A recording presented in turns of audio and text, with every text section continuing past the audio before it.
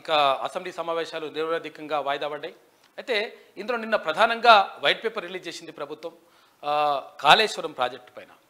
అయితే కాళేశ్వరం ప్రాజెక్టు అద్భుతం, కాళేశ్వరం అది, కాళేశ్వరం ఇది, కాళేశ్వరం తోపు, కాళేశ్వరం తురుము అని చెప్పేసి గతంలో కాక చెప్పిండు, తర్వాత హరీష్ రావు గారు చెప్పిండ్రు. రకరకాలుగా ఇక వాళ్ళ కథలు కాదు, వాళ్ళ బాధలు కాదు, ఇక అసలు దాన్ని కాళేశ్వరము అనుకుంటా ఆగం చేసి పైరేసింది.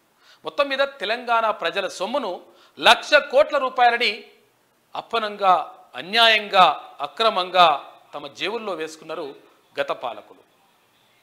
38,500 కోట్ల రూపాయల అంటే అంచనా వ్యయంతో అక్కడ అంతకుముందే డాక్టర్ బిఆర్ అంబేద్కర్ ప్రాణహిత చేవెళ్ళ సుజల స్రవంతి ప్రాజెక్టుని గత ప్రభుత్వం ప్రారంభించింది.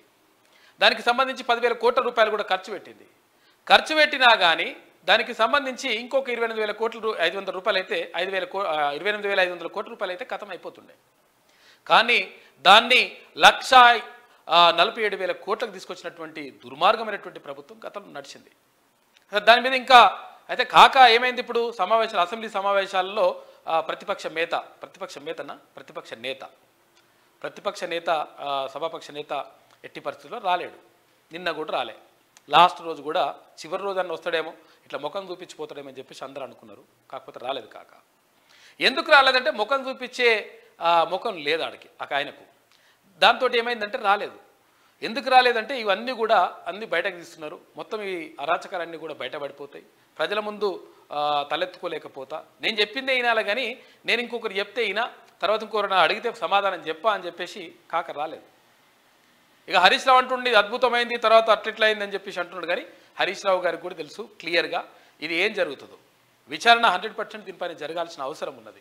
నిన్న ప్రధానంగా కాళేశ్వరం ప్రాజెక్టు పైన, కాళేశ్వరంలో జరిగినటువంటి అవినీతి పైన అక్కడ ముఖ్యమంత్రి, ఇటు మంత్రులు ఒక రకంగా గట్టిగానే అరుచుకున్నారు. ఇక ఆ విషయాలు చాలా విషయాలు మనం లోపల ఉన్నాయి, అవి చూసుకుందాం. తర్వాత వాళ్ళు మాట్లాడిన మాటలు కూడా మనము ఒకసారి వినేటువంటి ప్రయత్నం చేద్దాం. తర్వాత ఇక్కడ జ్ఞానపీఠ అవార్డు నిన్న ప్రకటించిండ్రు. 2023కు గాను ఇద్దరికి జ్ఞానపీఠ అవార్డును ప్రకటిస్తూ కేంద్ర ప్రభుత్వం నిర్ణయం తీసుకుంది. ఇక మరోవైపు ఇక్కడ ఏది పీచు మిఠాయి ఉంటుంది కదా, ఆ పీచు మిఠాయి పైన తమిళనాడు ప్రభుత్వం, తర్వాత అక్కడ పుదుచ్చేరి ప్రభుత్వం నిషేధం విధించిందంట.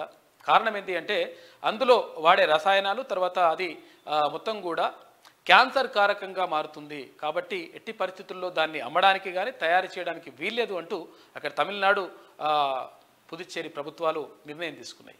ఇక చాలా విషయాలు మనం మాట్లాడుకోవాలి. ఇక మార్నింగ్ న్యూస్లో ముందుగా వెలుగు దినపత్రికను చూద్దాం. వనదేవతల జనజాతర ఈ సంచికతో పాటు 32 పేజీల దర్వాజా సప్లిమెంటరీ అందుకోండి అంటూ ఇవాళ సండే స్పెషల్ కదా, ఇలా అంత అయితారం కదా, మంచిగా మరి కథా కార్యక్రమం అన్నీ ఉంటాయని అనుకుందాం. ముంచింది మామ అల్లుళ్ళే, కాళేశ్వరం పాపాలకు కేసీఆర్ హరీష్ రావే బాధ్యులు, ఇంజనీర్లు నిపుణులు చెప్పినా వినిపించుకోలే అని చెప్పేసి సీఎం రేవంత్ రెడ్డి అంటా ఉన్నారు. మేడిగడ్డ వద్ద బ్యారేజీ కట్టాలని పూర్రెలో పురుగు పుట్టిందే కేసీఆర్కు. సొంత సర్కార్ వేసిన కమిటీ రిపోర్ట్ను కూడా పక్కన పెట్టేసిండు. తుమ్మిడిహెత్తి వద్ద కాదని మేడిగడ్డ వద్ద బ్యారేజీ కట్టి ఆగం చేసిండు. నదులకే నడక నేర్పిన వ్యక్తి మురిగిన మేడిగడ్డ, పగిలిన అన్నారం, కుప్పగూలిన సుందిళ్లపై ఏం సమాధానం చెప్తాడు? 38,500 కోట్ల రూపాయల ప్రాజెక్టు అంచనాలను 1,47,000 కోట్లకు పెంచి దోచుకున్నారని ఆగ్రహం వ్యక్తం చేసిండు నిన్న ముఖ్యమంత్రి. దోచుకోవడానికే గత బీఆర్ఎస్ ప్రభుత్వం కాళేశ్వరం ప్రాజెక్టు కట్టిందని, జరిగిన తప్పులను ఒప్పుకోకుండా ఆ పార్టీ నేతలు ఇంకా దబాయిస్తున్నారని సీఎం రేవంత్ రెడ్డి మండిపడ్డారు. మేడిగడ్డ వద్ద బ్యారేజీ కట్టొద్దని ఇంజనీర్లు నిపుణులు చెప్పినా కేసీఆర్ హరీష్ రావు వినిపించుకోలేదని, అట్లా మామాల్లులు చేసిన పాపాలే ఇప్పుడు తెలంగాణకు శాపాలుగా మారాయని ఆయన అన్నారు. చేసిన తప్పులకు తెలంగాణ సమాజానికి క్షమాపణ చెప్పాలని ఆయన డిమాండ్ చేశారు. నదులకే నడప నేర్పిండని, నెమలికే డ్యాన్స్ నేర్పిండని, అపర భగీరథుడు అని చెప్పేసి కేసీఆర్ గురించి బీఆర్ఎస్ వాళ్ళు గొప్పగా చెప్పుకుంటారు. కానీ ఇప్పుడు మునిగిపోయిన మేడిగడ్డ, పగిలిపోయిన అన్నారం, కుప్పగూలిన సుందిళ్లపై ఏం సమాధానం చెప్తారు? జరగబోయే ప్రమాదాన్ని అప్పట్లోనే నిపుణులు, ఇంజనీర్లు చెప్పినా కేసీఆర్ వినిపించుకోలేదు. తుమ్మిడిహెట్టులో కాదని మేడిగడ్డ వద్ద బ్యారేజీని కట్టి ముంచిండు. ఇక కేసీఆర్ ప్రభుత్వం వేసిన 5 సభ్యుల కమిటీ కూడా హెచ్చరించినా ఆయన పట్టించుకోలేదు. ప్రాజెక్టు వ్యయం అంచనాను భారీగా పెంచి దోపిడీకి తెగబడ్డాడు అని సీఎం మండిపడ్డారు. కాళేశ్వరం దుర్మార్గాలకు కేసీఆర్ హరీష్ రావే బాధ్యులని చెప్పేసి, మామ అల్లుళ్లే బాధ్యులని చెప్పేసి అక్కడ ముఖ్యమంత్రి చేసినటువంటి వ్యాఖ్యలు చూసుకోవచ్చు. ఇక రిపోర్టును తొక్కిపెట్టిండ్రు. నాడు 5 ఇంజనీర్లు కష్టపడి 14 పేజీల రిపోర్టును ఇస్తే దాన్ని కేసీఆర్ హరీష్ రావు తొక్కిపెట్టి మసిబూసి మారడికాయ చేశారని సీఎం రేవంత్ రెడ్డి మండిపడ్డారు. అయితే 38,500 కోట్ల రూపాయల నుంచి 1,47,000 కోట్ల రూపాయలకు ప్రాజెక్ట్ అంచనాలను పెంచారు. 2015లోనే మేడిపండేనా అంటూ కేసీఆర్ మిత్రుడి పత్రికలోనే కథనం వచ్చింది. ఇవన్నీ ఇప్పుడు మునిగిపోయిన మేడిగడ్డ, పగిలిపోయిన అన్నారం, కుప్పకూలిన సుందిలను చూసి రాసింది కాదు. గతంలో ఇంజనీర్లు రిపోర్ట్ల ఆధారంగానే మీడియా మిత్రులు వాస్తవాలు చెప్పారు. ఇవన్నీ పెడచెవిన పెట్టి దాచుకోవాలి అనే ఆలోచనతో కేసీఆర్ పనిచేసిండు అని చెప్పేసి నిన్న తీవ్ర స్థాయిలో మండిపడ్డారు ముఖ్యమంత్రి రేవంత్ రెడ్డి.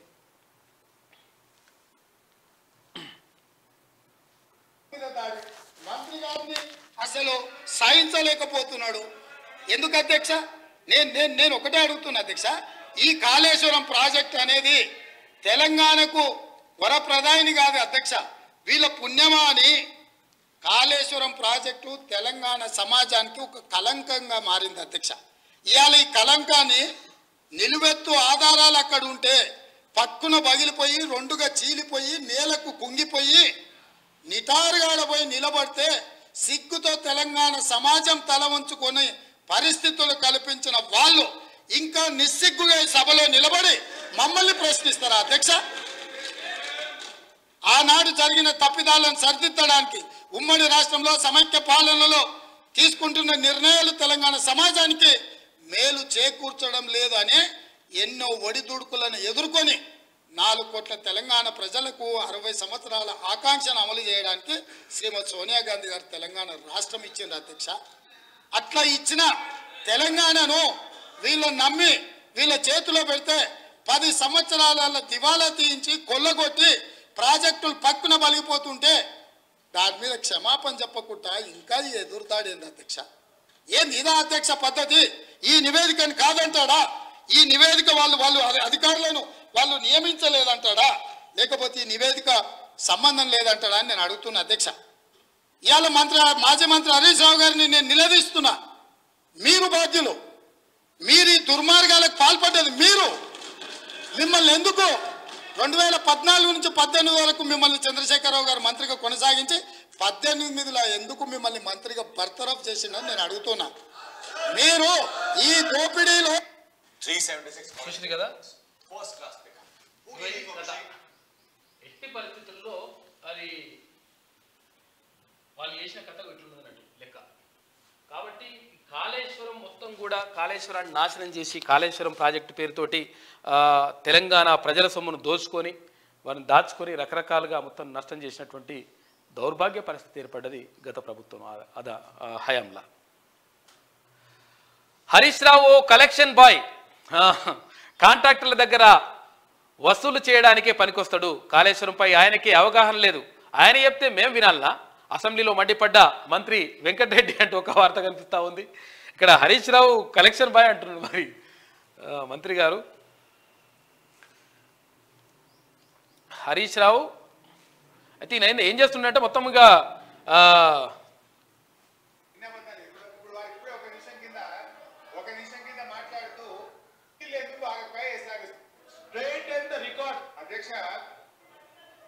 దాదాపు 1,00,000 ఎకరాలు నీళ్ళు వచ్చే ప్రాజెక్ట్ 100 సార్లు మొదటిసారి మాజీ ముఖ్యమంత్రి గారు ముఖ్యమంత్రి ఉన్నప్పుడు 100 సార్లు ఇదే హౌస్లో అడిగితే 2 సంవత్సరాలు అడిగాం. ఆ తర్వాత రాజగోపాల్ రెడ్డి గారు పోయినసారి ఎమ్మెల్యే గారు 100 సార్లు అడిగినాం. 200 కోట్లు పెడితే 1,00,000 ఎకరాలు నీళ్ళు వస్తాయా అంటే ఇలా చేతులు రాలే. వీరు మాట్లాడుతుంది సార్, గౌరవ హరీష్ రావు గారు మాట్లాడేది ఈడికెళ్ళంట సూర్యాపేటకు నీళ్ళు తీసుకుపోయినంట. మూసి నీళ్ళు సార్, పిల్లాయిపల్లి కాలువ 350 కోట్ల రూపాయలు శాంక్షన్ చేయించి 5 ప్యాకేజీలు చేసి అప్పుడున్న 5 ఎమ్మెల్యేలు పంచుకుంటే ఇప్పటికి పూర్తి కాలేదు సార్. ఈయన గోదావరి నీళ్ళు ప్రాణాహిత అక్కడికి వెళ్ళి సూర్యాపేట తీసుకొచ్చినట్టే మీరు నమ్మాలి. నల్గొండ జిల్లా పోదాం సార్, అడుగుదాం అక్కడ పోయి. ఇంకొక చిన్న ప్రశ్న సార్, ఒక నిమిషం సార్. అయినా మీ ద్వారా టిఆర్ఎస్ పార్టీ సభ్యులను కోరుతున్నా గౌరవ మాజీ ముఖ్యమంత్రి గారికి జన్మదిన శుభాకాంక్షలు తెలియజేసుకుంటూ వారు వచ్చి మాట్లాడితే మంచిగా ఉంటుంది సార్. ఇలా పోస్ట్ మ్యాన్ ఈయన ఏం చేస్తాడు సార్? ఈయన హరీష్ రావు ఏంది పైసలు కలెక్షన్ చేస్తాను పనుకొస్తాడు. ఈయనకి సబ్జెక్ట్ ఉందా? ఈయనకు సబ్జెక్ట్ ఉందా? డబ్బులు ఎవరు సార్? కాంట్రాక్టర్లు అది ఈయన పోయాలి. ఆయన చెప్పింది మేము వినాలి. హరీష్ రావు చెప్తే మేము వినాలా? చూసారు కదా, హరీష్ రావు పోస్ట్ మ్యాన్ ఆయన చెప్తే మేమినన్నా. అసలు యాక్చువల్గా ఆయనకు ఏం అవగాహన ఉన్నది అని చెప్పేసి గట్టినే అరుచుకుని నిన్న మంత్రి కోమటిరెడ్డి వెంకటరెడ్డి గారు ఇంకా కాళేశ్వరంపై మేము జ్యుడిషియల్ ఎంక్వైరీనే కోరుతాం, మేనిఫెస్టోలో అదే పెట్టినాం మంత్రి శ్రీధర్ బాబు అన్నాడు. ఇక సిబిఐ ఈడీకి ఇస్తే బీఆర్ఎస్ బీజేపీ ఒక్కటవుతాయన్న అనుమానం ఉంది. కాగ్ వెల్లడించిన అంశాలపైన విచారణ ఉంటుందని చెప్పేసి మంత్రి శ్రీధర్ బాబు చెప్తా ఉన్నారు.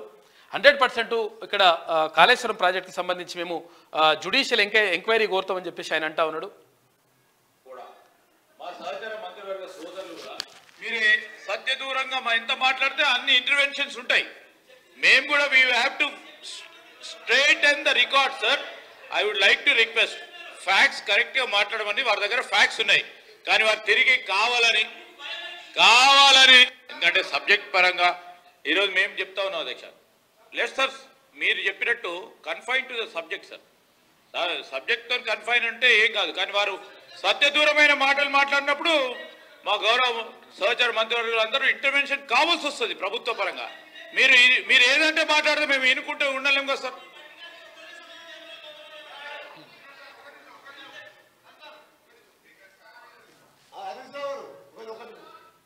మీరు సత్యదూరంగా ఎంత మాట్లాడితే అన్ని అబద్ధాలు మాట్లాడుతుంటే తప్పుడేకి ఎట్లా కూర్చుంటాం మేము. 100% మంత్రులు దాంట్లో కలగ చేసుకుంటారు, తప్పు మాట్లాడితే 100% ప్రశ్నిస్తారని చెప్పేసి అక్కడ శ్రీధరబాబు అంటా ఉన్నారు మంత్రి. గట్టిగా మాట్లాడినంత మాత్రాన అబద్ధాలు నిజాలైతాయా?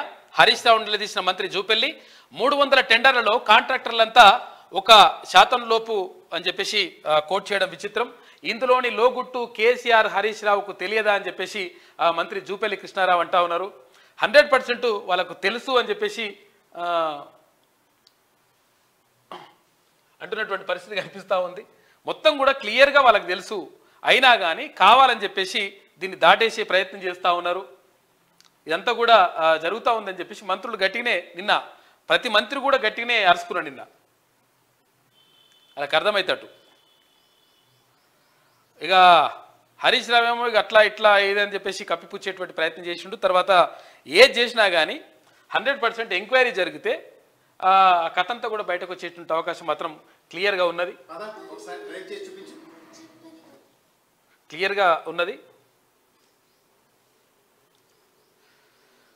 కాళేశ్వరం డిజైనర్ అసెంబ్లీకి ఎందుకు వస్తలేడు? కేసీఆర్ పై మంత్రి పొంగులేటి శ్రీనివాసరెడ్డి ఫైర్. అధికారంలో ఉన్నప్పుడు దేవాలయం, ఇప్పుడు బొందరగడ్డ ఎట్లయింది?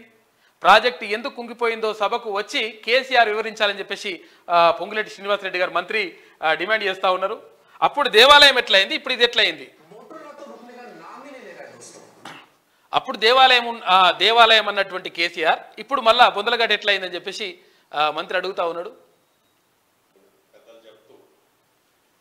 కాళేశ్వరం మీద గత ప్రభుత్వం ప్రాణహిత చేవెలలో 14 టీఎంసీల కెపాసిటీ రిజర్వాయర్ ఉంటే సొల్యూషన్ కూడా వారు ఇవ్వగలుగుతారు, ఇని సొల్యూషన్ ఇస్తారనే ఉద్దేశంతో పదే అనేక పర్యాయాలు మా మంత్రి గారు ముఖ్యమంత్రి గారు ఈ వేదిక ద్వారా వారిని కోరటం జరిగింది. అయినా వారు రాలే.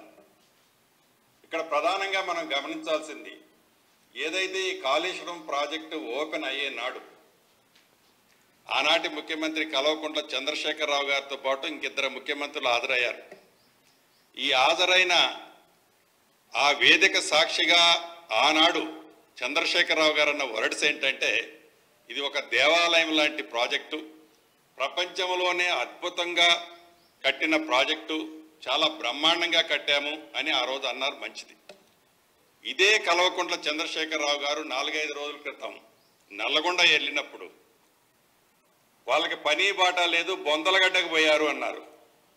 ఆనాడు దేవాలయమైన మేడిగడ్డ, ఈనాడు అధికార పార్టీ ఏదైతే ప్రత్యక్షంగా డ్యామేజ్ అయిన ప్రాంతాన్ని చూడటానికి పోయినప్పుడు అది బొందలగడ్డ ఎలా అయిందో మరొక్కసారి ఆత్మ పరిశీలన చేస్తుంది. అంతే కదా, ఆయన దేవాలయమైన ఆయన్నే చెప్పిండు. తర్వాత వాళ్ళకి పేర్లు కూడా లక్ష్మీ బరాజు, సరస్వతి బరాజు ఇట్లా అని చెప్పేసి బరాజుల పేర్లు పెట్టిండు. మరి దేవాలయమైన ప్రాజెక్టు ఇప్పుడు బొందలగడ్డ ఎందుకు అయిందని చెప్పేసి అక్కడ మంత్రి అడుగుతా ఉన్నారు. కాళేశ్వరం యూజ్లెస్, 3 బ్యారేజీల్లో నీళ్లు నింపలేం, గేట్లన్నీ కుల్లా పెట్టాల్సిందే. ఎన్డీఎస్ఏ రిపోర్ట్ ఆధారంగా బాధ్యులపై చర్యలు. గత సర్కార్ అవినీతి అక్రమాల వల్ల రాష్ట్రంపై 1,00,000 కోట్ల రూపాయల అప్పు పెరుగుపోయింది. వైట్ పేపర్లో తేల్చి చెప్పిన రాష్ట్ర ప్రభుత్వం అసెంబ్లీలో ప్రవేశపెట్టిన మంత్రి ఉత్తమ్. మేడిగడ్డ, అన్నారం, సుందిల బ్యారేజీలకు భారీగా డ్యామేజీ. అన్నారం బ్యారేజీ మళ్ళా ఇంకో బుంగబడ్డది. ఇక ఎస్ఏకు ఫిర్యాదు చేసినాం. సుందిల బ్యారేజ్ చెక్ చేయిస్తాం. 3 బ్యారేజీలను ఎన్డీఎస్ఏకి అప్పగిస్తున్నట్లుగా మంత్రి వెల్లడించిండు. కాళేశ్వరం ప్రాజెక్టు మొత్తం లోపభూయిష్టంగా ఉందని, అది ఓ యూజ్లెస్ ప్రాజెక్ట్ అని రాష్ట్ర ప్రభుత్వం తేల్చి చెప్పింది. ప్రాజెక్టులోని 3 బ్యారేజీల్లో నీళ్లు నింపలేని దుస్థితి ఏర్పడిందని పేర్కొంది. కాంట్రాక్టర్లకు లబ్ధి చేకూర్చేందుకే గత సర్కార్ ప్రాజెక్టును కట్టిందనే విషయాన్ని కాక్ కూడా తన రిపోర్ట్లో తెలిపిందని, వాళ్ళ అవినీతి అక్రమాలతో రాష్ట్రంపై 1,00,000 కోట్ల రూపాయల అప్పు మోపిందని ఆందోళన వ్యక్తం చేసిండ్రు. ఏమైంది ఇక్కడ? కాళేశ్వరం ప్రాజెక్ట్ ఏమైందంట, అసలు యాక్చువల్గా ఇది ఒక యూజ్లెస్ ప్రాజెక్టు, పనికి మాలిన ప్రాజెక్ట్ అని చెప్పేసి క్లియర్గా మంత్రులు చెప్తా ఉన్నారు. నిజంగా కూడా ఒకవేళ అది అద్భుతమైన ప్రాజెక్టే అయి ఉంటే, అద్భుతమైన ప్రాజెక్టే అయి ఉంటే వాళ్ళు ఆయన్నే వచ్చేటోడు, కాకు వచ్చేసి మాట్లాడి ఓ ఇది సూపర్ అట్లా ఇట్లా అని చెప్పేసి చెప్పేటోడు. కానీ ఎందుకు మాట్లాడతలేడంటే కాక ఎందుకు వస్తలేడు అంటే, కాక రాకపోవడానికి కారణం ఇదే. ఎందుకనంటే వస్తే ఆటోమేటిక్గా తేలిపోతుంది కదా కథ. అందుకనే కాక మాట్లాడనమాట. అందుకని కాళేశ్వరం ప్రాజెక్టు పైన ఎందుకు అంటే ఇంత మాట్లాడాల్సి వస్తుంది అంటే, 1,00,000 కోట్ల రూపాయలని 1,00,000 కోట్ల రూపాయలని తెలంగాణ ప్రజల సొమ్మును మొత్తం కూడా జేబులాళ్ళు వేసుకున్నారు, అక్కడ మట్టిలో పోసేసారు. నిజంగా ఏమైనా ఉపయోగపడ్డదా, ఎంతమైనా జరుగుతుంది అంటే అది ఎక్కడ కూడా కనిపించినటువంటి పరిస్థితి.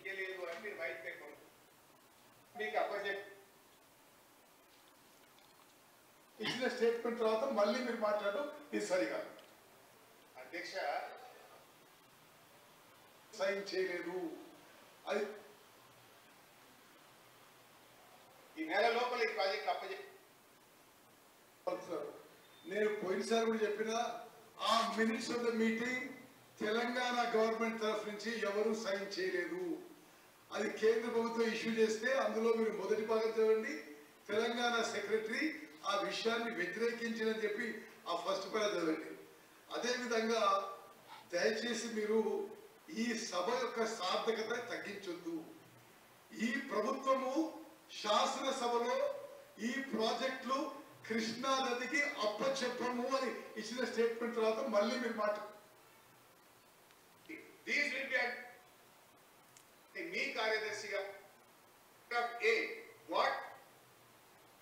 200 టీఎంసీ ఒప్పుకోని మీ అసోసియేషన్ సరే. ఒకటి అధ్యక్ష, ఆన్ రికార్డ్ నేను మళ్ళీ స్టేట్ చేస్తున్నా, వారు స్టేట్ చేసే మినిట్స్ తెలంగాణ సెక్రటరీ సంతకం పెట్టలేదు. మా దృష్టికి రాగానే ఈ మినిట్స్ తప్పు, ఇది చూసినావా, ఇక లేని ఉన్నాయి అట్లా సంతకం పెట్టేసిండ్రు, అయిపోయింది పోయిపోయింది అని చెప్పేసి ఇట్లా కథలు చెప్పే ప్రయత్నం చేసిండ్రు. 100% పెట్టలేదని చెప్పి చెప్తా ఉన్నారు మంత్రి ఉత్తమ్ కుమార్ రెడ్డి. చూసారు కదా, మొత్తం కూడా ఇక ఆగమాగం చేసేసి ఇప్పుడేమో ఇట్లా అంటుండే, ఇక భూగర్భ జలాలు మా వల్లనే పెరిగినాయట. ఈయన ఇక పోస్తే పెరగవచ్చు అనుకుంటా. ఏం పోసిండో ఏమో మరి, ఇక కాక ఇట్లా ఏమన్నా తెచ్చిపోసిండో ఏమో తెలుస్తలేదు. కానీ కాల్వలను ఆధునీకరించినాం, చివరి ఆయకట్టు వరకు నీళ్ళు ఇచ్చినామని చెప్పేసి హరీష్ రావు అంటున్నాడు. 10 ఏళ్లలో 17.24 లక్షల ఎకరాల కొత్త ఆయకట్టు క్రియేట్ చేసినాం. చాలా రోజులు మాట్లాడిన తర్వాతే ప్రాణహిత రీఇంజనీరింగ్కు వెళ్ళినాం. నిజానికి ప్రాజెక్టులను మార్చాలని అనుకోలేదు. తుమ్మిడిహెట్టు వద్ద నీళ్లు లేవని సిడబ్ల్యూసీనే తేల్చి చెప్పిందని చెప్పింది. అట్లేం చెప్పలేదు. 100% వీళ్ళు కావాలని చేసిండ్రు. ఇదంతా కూడా మేం తప్పు చేయలేదు, చేస్తే చర్యలు తీసుకోండి, వైట్ పేపర్ అంతా తప్పుల తడక అని చెప్పేసి విమర్శిస్తా ఉన్నాడు. వైట్ పేపర్లో బరాబర్ ఉంది కాబట్టి కాక రాలేదు. నిజంగా ఒకవేళ అలా తప్పుడు తడక ఉండి తర్వాత ఒకవేళ వీళ్ళు అంటే వాళ్ళు గట్టిగా ఉండుంటే ఒకవేళ నిజంగా ఆయన చేసినటువంటి పని కరెక్ట్గానే ఉండుంటే కాకు వచ్చేటోడు వచ్చి అట్లా ఇట్లా అని చెప్పి చెప్పేటోడు. ఈయన వేసిందంటే భూగర్భ జలాలు మొత్తం ఈయన నింపినట్టుగా నీళ్ళు. ఆడ ప్రాజెక్టే ధనం పూర్తి కాలేదు పూర్తి స్థాయిలో. తర్వాత అది కాలువలే ఇంకా పూర్తి కాలేవు. కాలువలు పూర్తి కాకుంటే భూగర్భ జలాలు పెరిగిపోయినాయి, తర్వాత నీళ్ళని పెరిగిపోయినాయి. ఇవన్నీ కథలన్నీ ఉంటాయి లెక్క. ఇందాక కోమటిరెడ్డి వెంకటరెడ్డి గారు చెప్పారు కదా, అరే అప్పుడే ఉన్నాయి నాయన నీళ్ళని. అసలు యాక్చువల్గా అప్పటి గత ప్రభుత్వంలో కట్టినటువంటి ప్రాజెక్టులే ఆ ప్రాజెక్టులతోటి ఇవన్నీ కూడా నడుస్తూ ఉందంటే ఇగో ఈ కథలు చెప్తా ఉన్నాడు ఈయన.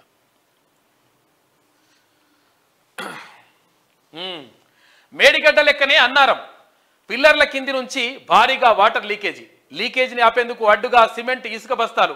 చివరికి NDFA SCA ఆదేశాలతో నీళ్లను ఖాళీ చేస్తున్న ఆఫీసర్లు ఇక చూడరుగా 10 గేట్లు తెరిచి 6,750 క్యూసెక్కులకు పైగా వాటర్ రిలీజ్ చేసిండ్రు. గతంలో 10 చోట్ల పడిన బుంగలు డేంజర్ జోన్లో అన్ని పిల్లర్లు ఉన్నాయంట. చూసుకో కథ. మేడిగడ్డ లెక్కనే అన్నారం కూడా ఉందంట. అన్నారం సుందిల్లా బింది అన్ని కథ. మీకు ఇది కథ. అన్నారం బ్యారేజీ పిల్లర్ల కింద నుంచి లీక్ అవుతున్న నీళ్ళు ఇట్లా చూడు. లీక్ అవుతున్నాయంటే గిన్నె ఏమన్నా వస్తున్నాయని ఇగో ఇట్లా గేట్లు ఓపెన్ చేయడంతో కిందకు వృధాగా వెళ్తున్న నీళ్లు. కాళేశ్వరం ప్రాజెక్టులోని బ్యారేజీల దగ్గర డేంజర్ బెల్స్ మోగుతూనే ఉన్నాయి. మొన్న మేడిగడ్డ బ్యారేజీ కుంగింది. బ్లాక్ 7లోని 11 పిల్లర్లు పూర్తిగా దెబ్బతిన్నాయి. ఇప్పుడు అన్నారం సరస్వతి బ్యారేజీ పిల్లర్ల వద్ద కూడా కొత్తగా మరో బుంగబడి కింది నుంచి భారీగా నీళ్లు లీక్ అవుతున్నాయి. వాటర్ లీకేజీలను అరికట్టలేక ఇంజనీర్లు చేతులు ఎత్తేసిండ్రు. గతంలోనూ బుంగలు పడ్డాయి. ప్రస్తుతం పిల్లర్ల కింద ఇసుక కొట్టుకుపోయి వాటర్ లీక్ అవుతున్నది. చూసుకోవాలి. లీక్ కాంది ఏమున్నది అక్కడ? పేపర్లు లీక్, పరీక్ష రాస్తే పేపర్లు లీక్ అయిపోతాయి. తర్వాత ఇక ప్రాజెక్టులు కడితే ఇళ్ళకి నీళ్లు లీక్ అయిపోతాయి. తర్వాత ఇంకేమైనా చేస్తే అది లీక్ అయిపోతుంది. ఇది ఏంది? అది ఎంత కథ ఏంది అంతా? డేంజర్ జోన్లో అన్ని పిల్లర్లు. అన్నారం బ్యారేజీలో అన్ని పిల్లర్లు డేంజర్ జోన్లోనే ఉన్నట్లు తెలుస్తున్నది. అయితే గత అక్టోబర్లో బ్లాక్ నెంబర్ 4లోని 38వ గేటుకు ఎదురుగా 4-5 పిల్లర్ల మధ్య పడిన బుంగ దగ్గర లీకేజీ ఎక్కువగా కనిపించింది. బ్లాక్ నెంబర్ 3లోని 28వ గేటుకు ఎదురుగా 5-6 పిల్లర్ల మధ్యన, ఇదే బ్లాక్లోని 31వ గేటుకు ఎదురుగా 8-9 పిల్లర్ల మధ్యన, బ్లాక్ నెంబర్ 4లోని 33వ గేటుకు ఎదురుగా 3-4 పిల్లర్ల దగ్గర కూడా బుంగలు పడ్డాయి. మరో 6 చోట్ల బ్యారేజీ పొడవునా పిల్లర్ల కింద బుంగలు పడ్డాయి.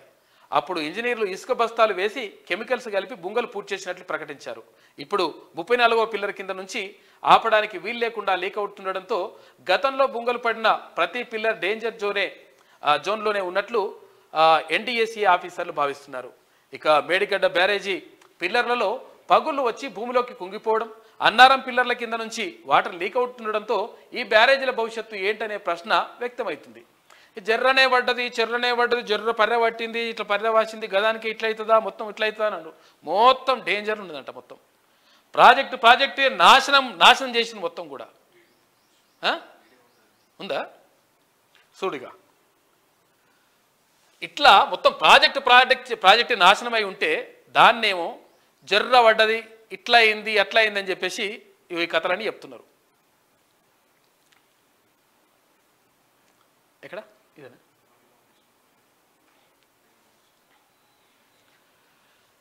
కొంచెం ఇట్లా అయిందంట, ఇట్లా అవుతుందనంట.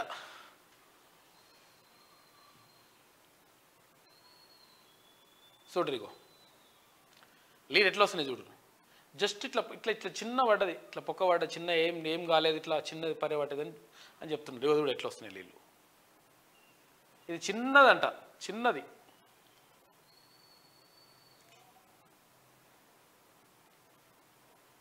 చూడరు వాళ్ళ చూస్తూ ఉన్నారు అధికారులు వచ్చి.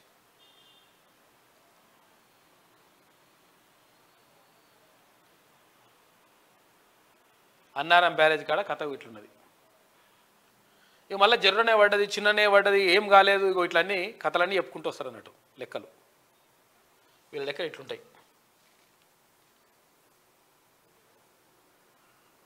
ఇగో ఈయనంట ముఖ్యమంత్రి అయితే సచివాలయానికి రాడు, ఎంపీ అయితే పార్లమెంటుకు పోడు, ఎమ్మెల్యే అయితే అసెంబ్లీకి రాడు.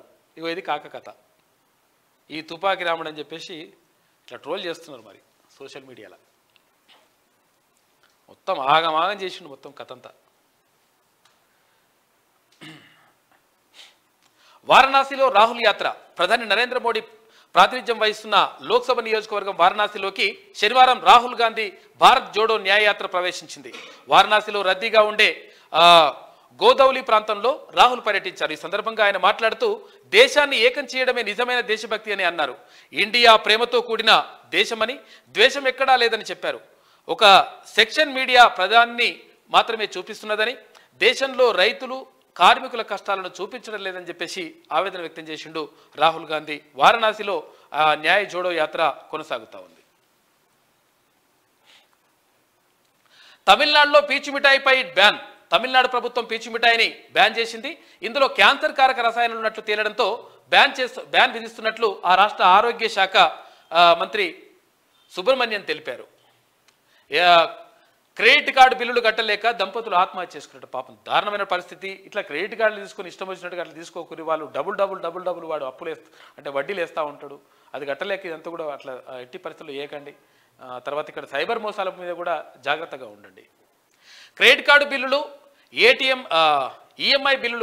ఈఎంఐలు కట్టలేక దంపతులు పురుగుమందు జాగి సూసైడ్ చేసుకున్నారు. మేడ్చల్ జిల్లా కీసర మండలం నాగారంలో శనివారం ఈ ఘటన చోటు చేసుకుంది. పాపం ఇక టపాకుల ఫ్యాక్టరీలో పేలుడు, 10 మంది మృతి. తమిళనాడులోని ఓ టపాకుల ఫ్యాక్టరీలో శనివారం భారీ పేలుడు సంభవించింది. ఈ ఘటనలో 10 మంది మృతి చెందగా మరో 10 మంది గాయపడ్డారు. మృతుల్లో 5 మహిళలు ఉన్నారంట. పాపం ప్రతిసారి ఇవి జరుగుతూనే ఉంటాయి. వాటి మీద కనీసం దృష్టి పెడితే మంచిగా ఉంటుంది. అవి ఎందుకు అట్లా ప్రికాషన్స్ తీసుకోరో అర్థం కాదు. ఇక జైస్వాల్ సెంచరీ. ఇంగ్లాండ్తో 3వ టెస్టులో ఇండియా భారీ ఆధిక్యంతో పట్టు సాధించింది. ఇక తొలి ఇన్నింగ్స్లో ఇంగ్లాండ్ను 319 రన్స్కి ఆల్అౌట్ చేసింది. అనంతరం యశస్వి జైస్వాల్ సెంచరీతో 3వ రోజు చివరకు ఇండియా 2వ ఇన్నింగ్స్లో 2 వికెట్లు కోల్పోయి 196 స్కోర్ చేసింది. ఇక స్పేస్లోకి మరో వెదర్ శాటిలైట్. వాతావరణంపై అధ్యయనం చేసే ఇన్శాట్ 3DS ఉపగ్రహాన్ని ఇస్రో విజయవంతంగా ప్రయోగించింది. Geosynchronous launch vehicle GSLV F-14 rocket సాయంతో ఇన్శాట్ 3DS ఉపగ్రహాన్ని కక్షలోకి ప్రవేశపెట్టింది. అయితే ఏపీలోని శ్రీహరికోట నుంచి శనివారం సాయంత్రం ఈ ప్రయోగం జరిగింది. 2274 కిలోల బరువున్న ఈ ఇన్శాట్ 3DS వాతావరణ సమాచారం, విపత్తుల నిర్వహణ, భూ ఉపరితలం, సముద్రాలపై అధ్యయనం కోసం ప్రవేశపెట్టిందంట. నిన్న అది కూడా విజయవంతమైంది. ఈ సంవత్సరం ఇది 2వ విజయం ఇస్రోకి సంబంధించి. ఇక ఇవాళ తీన్మార్ చూసుకుంటే చాలా తలకాయలు తేలేటట్టున్నాయి సార్ అంటున్నాడు. ఏం తలకాయలు అంటే ఇవి? శివబాలకృష్ణ అక్రమాస్తుల విషయాలకు వస్తే మొత్తం కూడా దర్యాప్తు చేస్తూ ఉంటే కొత్తలు బయటకు వస్తున్నట్టు. అరవింద్ కుమార్ వచ్చిండు, అరవింద్ కుమార్కు వెనకాల కేటీఆర్ అన్నట్టు వచ్చింది. ఇంకొకరు అట్లా చాలామంది తలకాయలు ఉన్నాయంట. అది మొత్తం కూడా దర్యాప్తు కొనసాగుతూ ఉంటే ఇంకా ఎంతమంది ఉన్నారో సార్ అని చెప్పేసి అంటున్నారు. గార్డెన్లో కథ అట్లున్నది. ఇది వెలుగు దినపత్రికలో ఉన్నటువంటి ప్రధాన కథనాలు. అయితే ఒకసారి ఆంధ్రజ్యోతి చూద్దాం. గుల్జాల్ రామభద్రాచార్యులకు జ్ఞానపీఠ్, ఉర్దూ సంస్కృత సాహితీవేత్తలకు పురస్కారం 2023 ఏడాదికి ప్రకటించిన ఎంపిక కమిటీ. జ్యూరీలో ఆంధ్రజ్యోతి ఢిల్లీ ప్రతినిధి కవి కృష్ణారావు. ఇక పసితనంలోనే కంటి చూపు కోల్పోయిన సాహితీ రంగంలో రామభద్రాచార్య అసాధారణ కృషి. ఉర్దూ సాహితీ జగత్తులో గుల్జార్ ధృవతార. బాలీవుడ్లో అనేక సూపర్ హిట్ పాటలు ఆయన రాసినవే. ఇక్కడ గుల్జార్ చాలా పాటలు రాసిండు బాలీవుడ్లో, అంటే హిందీలో చాలా సినిమా పాటలు రాసిండు. తర్వాత ఇక్కడ ఆయన రామభద్రాచార్య అయితే సంస్కృతంలో మంచి గొప్ప పండితుడు. తర్వాత ఇక్కడ ఇవన్నిటి వేదాలు వాటన్నిటిని కూడా వివరించేవాడు. ఆయనకిద్దరికి కూడా జ్ఞానపీఠ అవార్డు వచ్చింది. తెలుగు సాహిత్యానికి సంబంధించి, అంటే భారతదేశంలో సాహిత్యానికి సంబంధించి అత్యున్నత పురస్కారం ఏది అంటే జ్ఞానపీఠ అవార్డు. ఈ జ్ఞానపీఠ అవార్డు తెలుగులో మొట్టమొదటిసారిగా విశ్వనాథ సత్యనారాయణకి, ఆ తర్వాత మన సినారేకు సి నారాయణ రెడ్డి గారికి, డాక్టర్ సి నారాయణ రెడ్డి గారికి, ఆ తర్వాత ఎవరికి రావురి భరద్వాజ్ గారికి 3 జ్ఞానపీఠాలు మన తెలుగు వారి ఖాతాలో పడ్డాయి. అవి అందులో సి నారాయణ రెడ్డి గారు మన తెలంగాణ బిడ్డ. తర్వాత ఎవరు ఇక రావురి భరద్వాజ్ గారు కూడా హైదరాబాద్లోనే సెటిల్ అయ్యిండు. వాళ్ళకు వచ్చింది గతంలో. ఇక కారు కమలం కలిస్తే అని చెప్పేసి ఆర్కే కొత్త పలుకు కనిపిస్తూ ఉంది. వేమూరు రాధాకృష్ణ గారు ఒక కొత్త పలుకు రాసిండు. అయితే ఇక్కడ కారు పార్టీ కమలం పార్టీ కలిస్తే ఎట్లుంటుంది, నిజంగా కలిసే పరిస్థితి ఉందా అని చెప్పేసి ఒకటి కథనం రాసిండు వేమూరు రాధాకృష్ణ గారు. తెలంగాణలో 39 సీట్లు గెలుచుకొని ప్రధాన ప్రతిపక్షంగా ఉన్న బీఆర్ఎస్, ఆంధ్రప్రదేశ్లో గత ఎన్నికల్లో 151 సీట్లు గెలుచుకున్న వైసీపీ కూడా బీజేపీ అండ కోసం అల్లాడిపోవడం వర్తమాన రాజకీయాలను ఆశ్చర్యపరిచే పరిణామం. గత 10 ఏళ్లుగా అధికారం చెలాయించడానికి అలవాటు పడిన బీఆర్ఎస్ ఎమ్మెల్యేలు ప్రతిపక్షంలో ఇమడలేకపోతున్నారు. ఏమైందంట? 10 సంవత్సరాల నుంచి అధికారంలో ఉండి ఇక ప్రతిపక్షం ఉంటే ఇక ఏం చేయలేకపోతున్నారట, ఇమడలేకపోతున్నారు. అదే సమయంలో 2 మాసాల తర్వాత జరిగే లోక్సభ ఎన్నికల్లో గౌరవప్రదమైన సంఖ్యలో సీట్లు గెలుచుకొని లేని పక్షంలో తమ భవిష్యత్తు ఏమిటి అన్న బెంగ కూడా వారిని పట్టి పీడిస్తుంది. దీంతో బీజేపీలో చేతులు కలిపైన ముఖ్యమంత్రి రేవంత్ రెడ్డిని కట్టడి చేయాలని వారు కేసీఆర్ వద్ద మొరపెట్టుకుంటున్నారు. కమలం పార్టీతో పొత్తు పెట్టుకోవాలన్న ఆలోచనను ప్రారంభంలో తిరస్కరించిన కేసీఆర్ ఇప్పుడు పునరాలోచనలో పడ్డాడంట.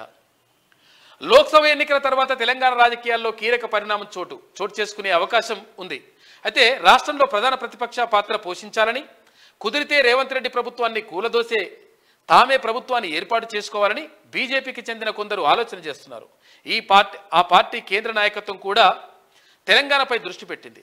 లోక్సభ ఎన్నికల తర్వాత జాతీయ స్థాయిలో బీజేపీకి లభించే సీట్లు, ఎన్డీఏ బలం ఏ మేరకు పెరుగుతున్నదన్న దానిపై స్పష్టత వచ్చాక బీజేపీ పెద్దలు తెలంగాణలో తమ వ్యూహాన్ని అనుసరించే అవకాశం ఉంది అంటూ ఆర్కే అంటా ఉన్నారు. ఇక తెలంగాణలో బీఆర్ఎస్ అస్తిత్వం పోవాలని బీజేపీ కోరుకుంటోంది. అయితే ఇప్పుడు రాష్ట్ర రాజకీయాలు కాంగ్రెస్ బీజేపీ మధ్య కేంద్రీకృతం అవుతాయి. కేసీఆర్ కూడా ఈ విషయం తెలుసు. తన పార్టీ పరిస్థితి ఇబ్బందికరంగా ఉంటుందని ఆయన గ్రహించారు. అందుకే బీజేపీతో పొత్తు గురించి మాట్లాడే వారిని గట్టిగా నిరోధించలేకపోతున్నారు. కాకపోతే పొత్తులకు సంబంధించిన ఛాయిస్ తన చేతుల్లో లేదని ఆయనకు తెలుసు.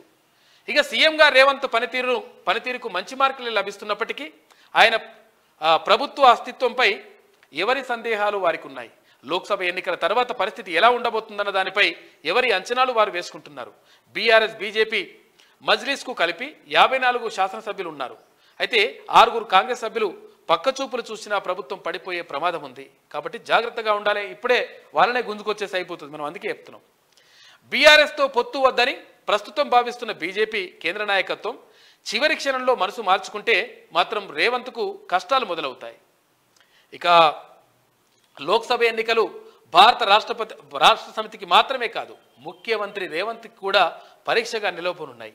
ఎన్నికల అనంతరం కేంద్రంలో మళ్ళీ నరేంద్ర మోడీ ప్రభుత్వం ఏర్పడితే ఎదురయ్యే సవాలును రేవంత్ రెడ్డి ప్రభుత్వానికి కూడా కంట మీద కునికి లేకుండా చేస్తాయి. కాంగ్రెస్ ప్రభుత్వం 5 ఏళ్లు అధికారంలో కొనసాగడం బీఆర్ఎస్కు మాత్రమే కాదు, బీజేపీకి కూడా ఇష్టం ఉండదు. ఈ కారణంగా గుర్రం ఎగరవచ్చు అన్నట్టుగా బీఆర్ఎస్ బీజేపీలు ఎన్నికల నాటికి చేతులు కలిపినా ఆశ్చర్యపోవాల్సింది లేదు. పొత్తుల ప్రతిపాదనను బీజేపీ కేంద్ర నాయకత్వం తిరస్కరిస్తున్నప్పటికీ బీఆర్ఎస్ మాత్రం తన వంతు ప్రయత్నాలు కొనసాగిస్తూనే ఉంది. ఎన్నికల్లో ఓటమి తర్వాత గత ప్రభుత్వాల వైఫల్యాల గురించి ఎంతగా చెప్పినా ప్రజలు చెవికెక్కదు. అయితే అధికారంలో ఉన్న వారి పనితీరునే ప్రజలు గమనిస్తారు. అధికారంలో ఉన్నప్పుడు నాటి సీఎం కేసీఆర్ ప్రస్తుత ముఖ్యమంత్రి రేవంత్ రెడ్డిని అనేక విధాలుగా వేధించారు. అందుకు ప్రతీకారం తీర్చుకోవాలని ఇప్పుడు రేవంత్ రెడ్డి భావిస్తే ఉపయోగం ఉండదు. రేవంత్ రెడ్డి ముఖ్యమంత్రి స్థాయికి ఎగబాకడానికి కేసీఆర్ అదే పనిగా వేధించడం కూడా ఒక కారణం. గత పాలకుల పాపాలను ప్రజలు ఇట్టే పోతారు. అయితే మాజీ ముఖ్యమంత్రి కేసీఆర్ శాసనసభకు రాకపోవడాన్ని ప్రజలు గమనిస్తున్నారు. ఈ సమయంలో రేవంత్ రెడ్డి అండ్ కో దెప్పి పొడిచినంత మాత్రాన అదనంగా ఒనగూరే ప్రయోజనం ఏమీ ఉండదు. అయితే అధికారం తలకెక్కడం వల్లే కేసీఆర్కు ప్రస్తుత దుస్థితి. అయితే ఈ నేపథ్యంలో కేసీఆర్ కుటుంబాన్ని టార్గెట్గా చేసుకోవడం వల్ల ఫలితం ఉండదా అని ముఖ్యమంత్రి రేవంత్ ఆలోచించుకోవాలి. ప్రస్తుతానికి లోక్సభ ఎన్నికల గండం దాటడంపైనే రేవంత్ రెడ్డి దృష్టి కేంద్రీకరించడం మంచిది అని చెప్పేసి ఆర్కే కొత్త పలుకు కనిపిస్తూ ఉంది. మొత్తం మీద ఇక్కడ కారు కమలం ఒకటయ్యేటువంటి అవకాశం ఉంది అంటూ కథనం కనిపిస్తూ ఉంది.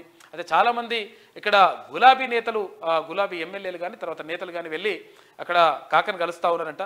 కలిసి ఎట్టి పరిస్థితుల్లో మనం కలిసి పోదాం, లేకపోతే మనకు ఆగమైతట్టుంది, ఎట్టి పరిస్థితుల్లో మనమైతే ఓట్లు వేయరు మాకు అని చెప్పేసి అంటా ఉన్నారంట. ఎందుకు కారణం ఏంటి అంటే అక్కడ ఇప్పుడు పార్లమెంట్ ఎన్నికలకు సంబంధించి వచ్చినప్పుడు ప్రధానమంత్రి ఎవరు ఉండాలి దానిపైనే ప్రధానంగా ఎన్నికలు జరుగుతాయి. మరి నిజంగా ఒకవేళ బీఆర్ఎస్ కనుక అంటే కారు పార్టీకి కనుక గులాబీ పార్టీకి కనుక ఓటేస్తే నిజంగా మరి ప్రధానమంత్రిని నిర్ణయించేటువంటి పరిస్థితిలో ఉంటుందా అంటే ఎట్టి పరిస్థితుల్లో ఉండదు. కాబట్టి ఎట్టి పరిస్థితుల్లో ఈసారి బీఆర్ఎస్కి ఓటు వేయొద్దు అని చెప్పేసి ప్రజలు భావిస్తున్నట్టుగా తెలుస్తూ ఉంది.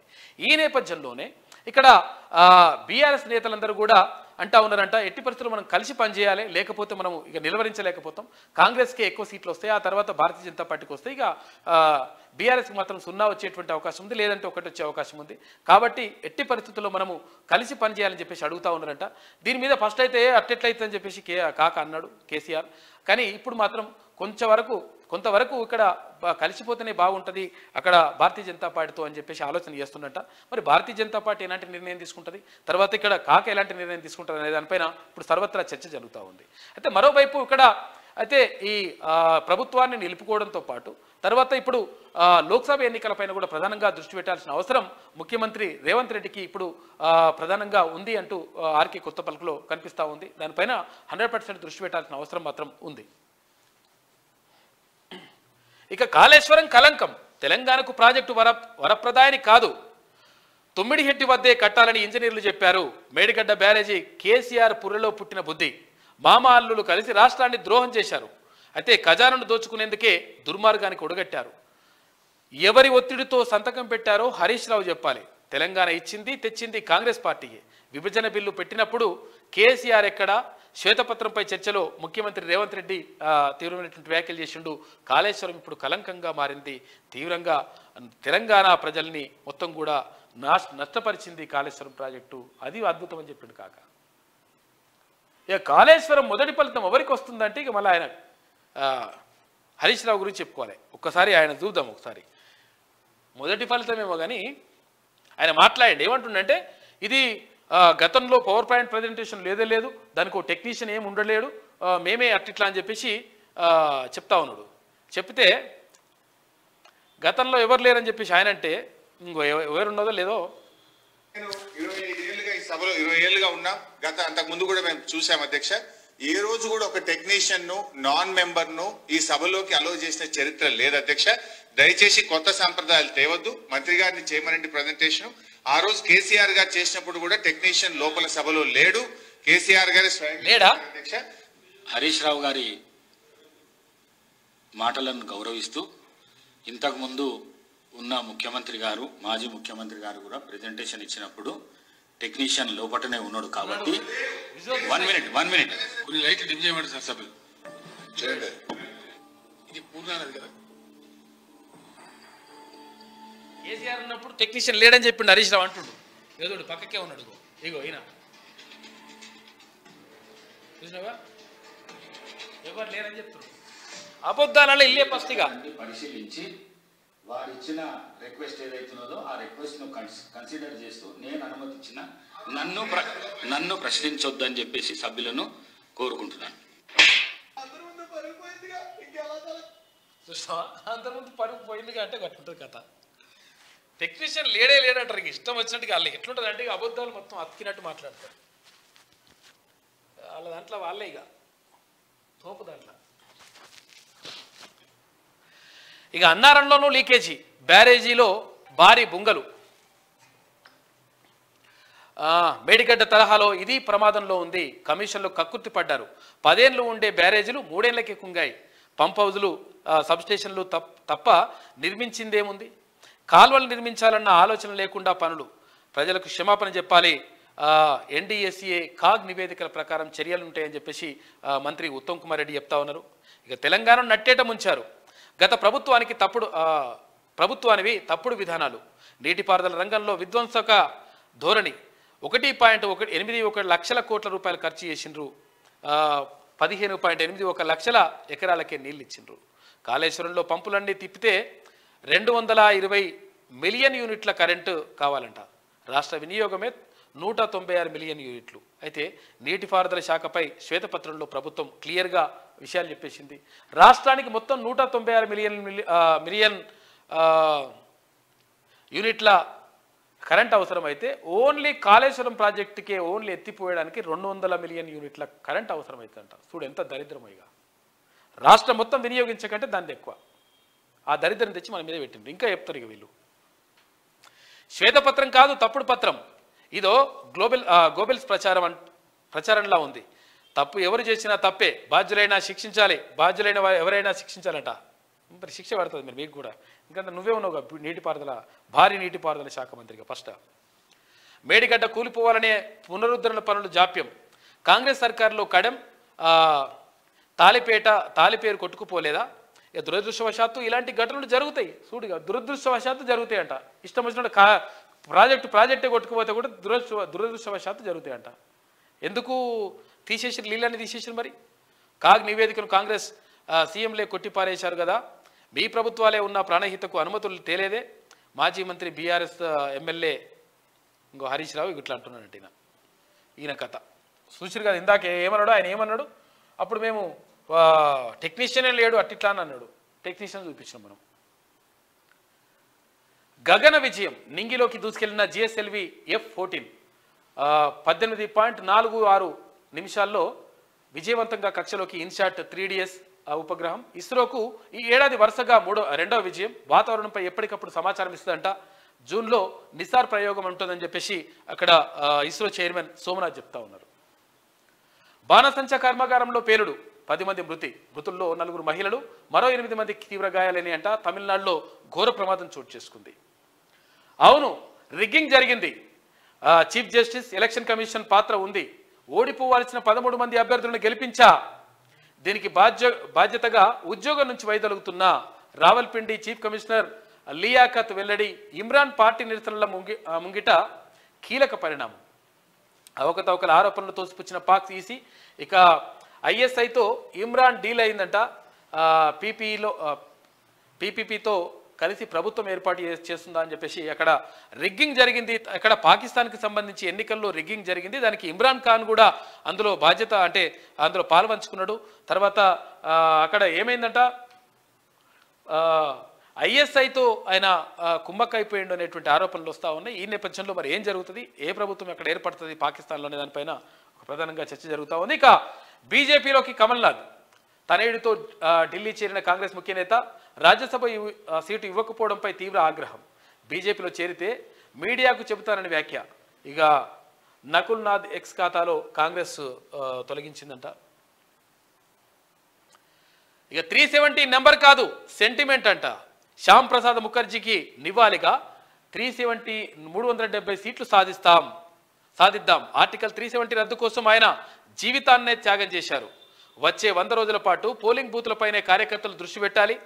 ప్రతి బూత్ నుంచి గతంలో కన్నా 370 ఓట్లు ఎక్కువ వచ్చేలా చూడాలి. బీజేపీ జాతీయ సమావేశాల్లో పార్టీ శ్రేణులకు ప్రధాని మోడీ పిలుపునిచ్చిండ్రు. 11,500 మంది ప్రతినిధులు హాజరయ్యిండ్రు.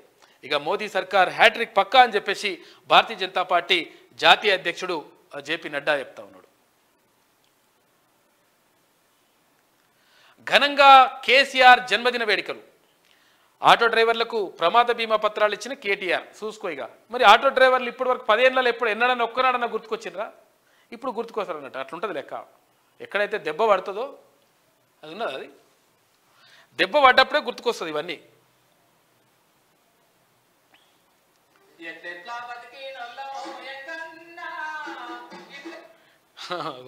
పాట వస్తుంది. ఎట్టెట్లా బతికినోళ్ళం ఎంకన్నా ఏడేమి అయిపోయేరా వెంకన్న అంట.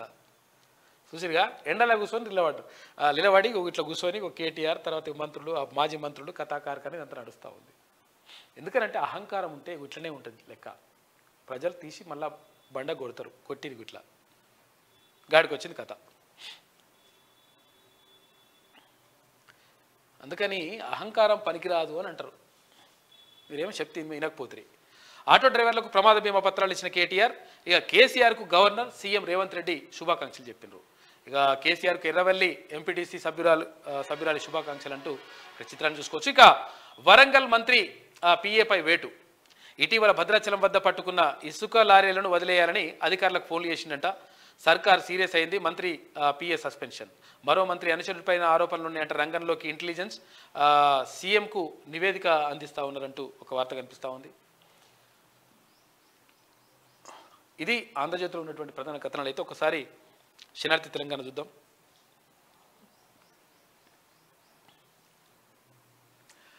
కలంకంగా కాళేశ్వరం. తెలంగాణ ఇచ్చింది మేమే, తెలంగాణ తెచ్చింది మా వాళ్ళే.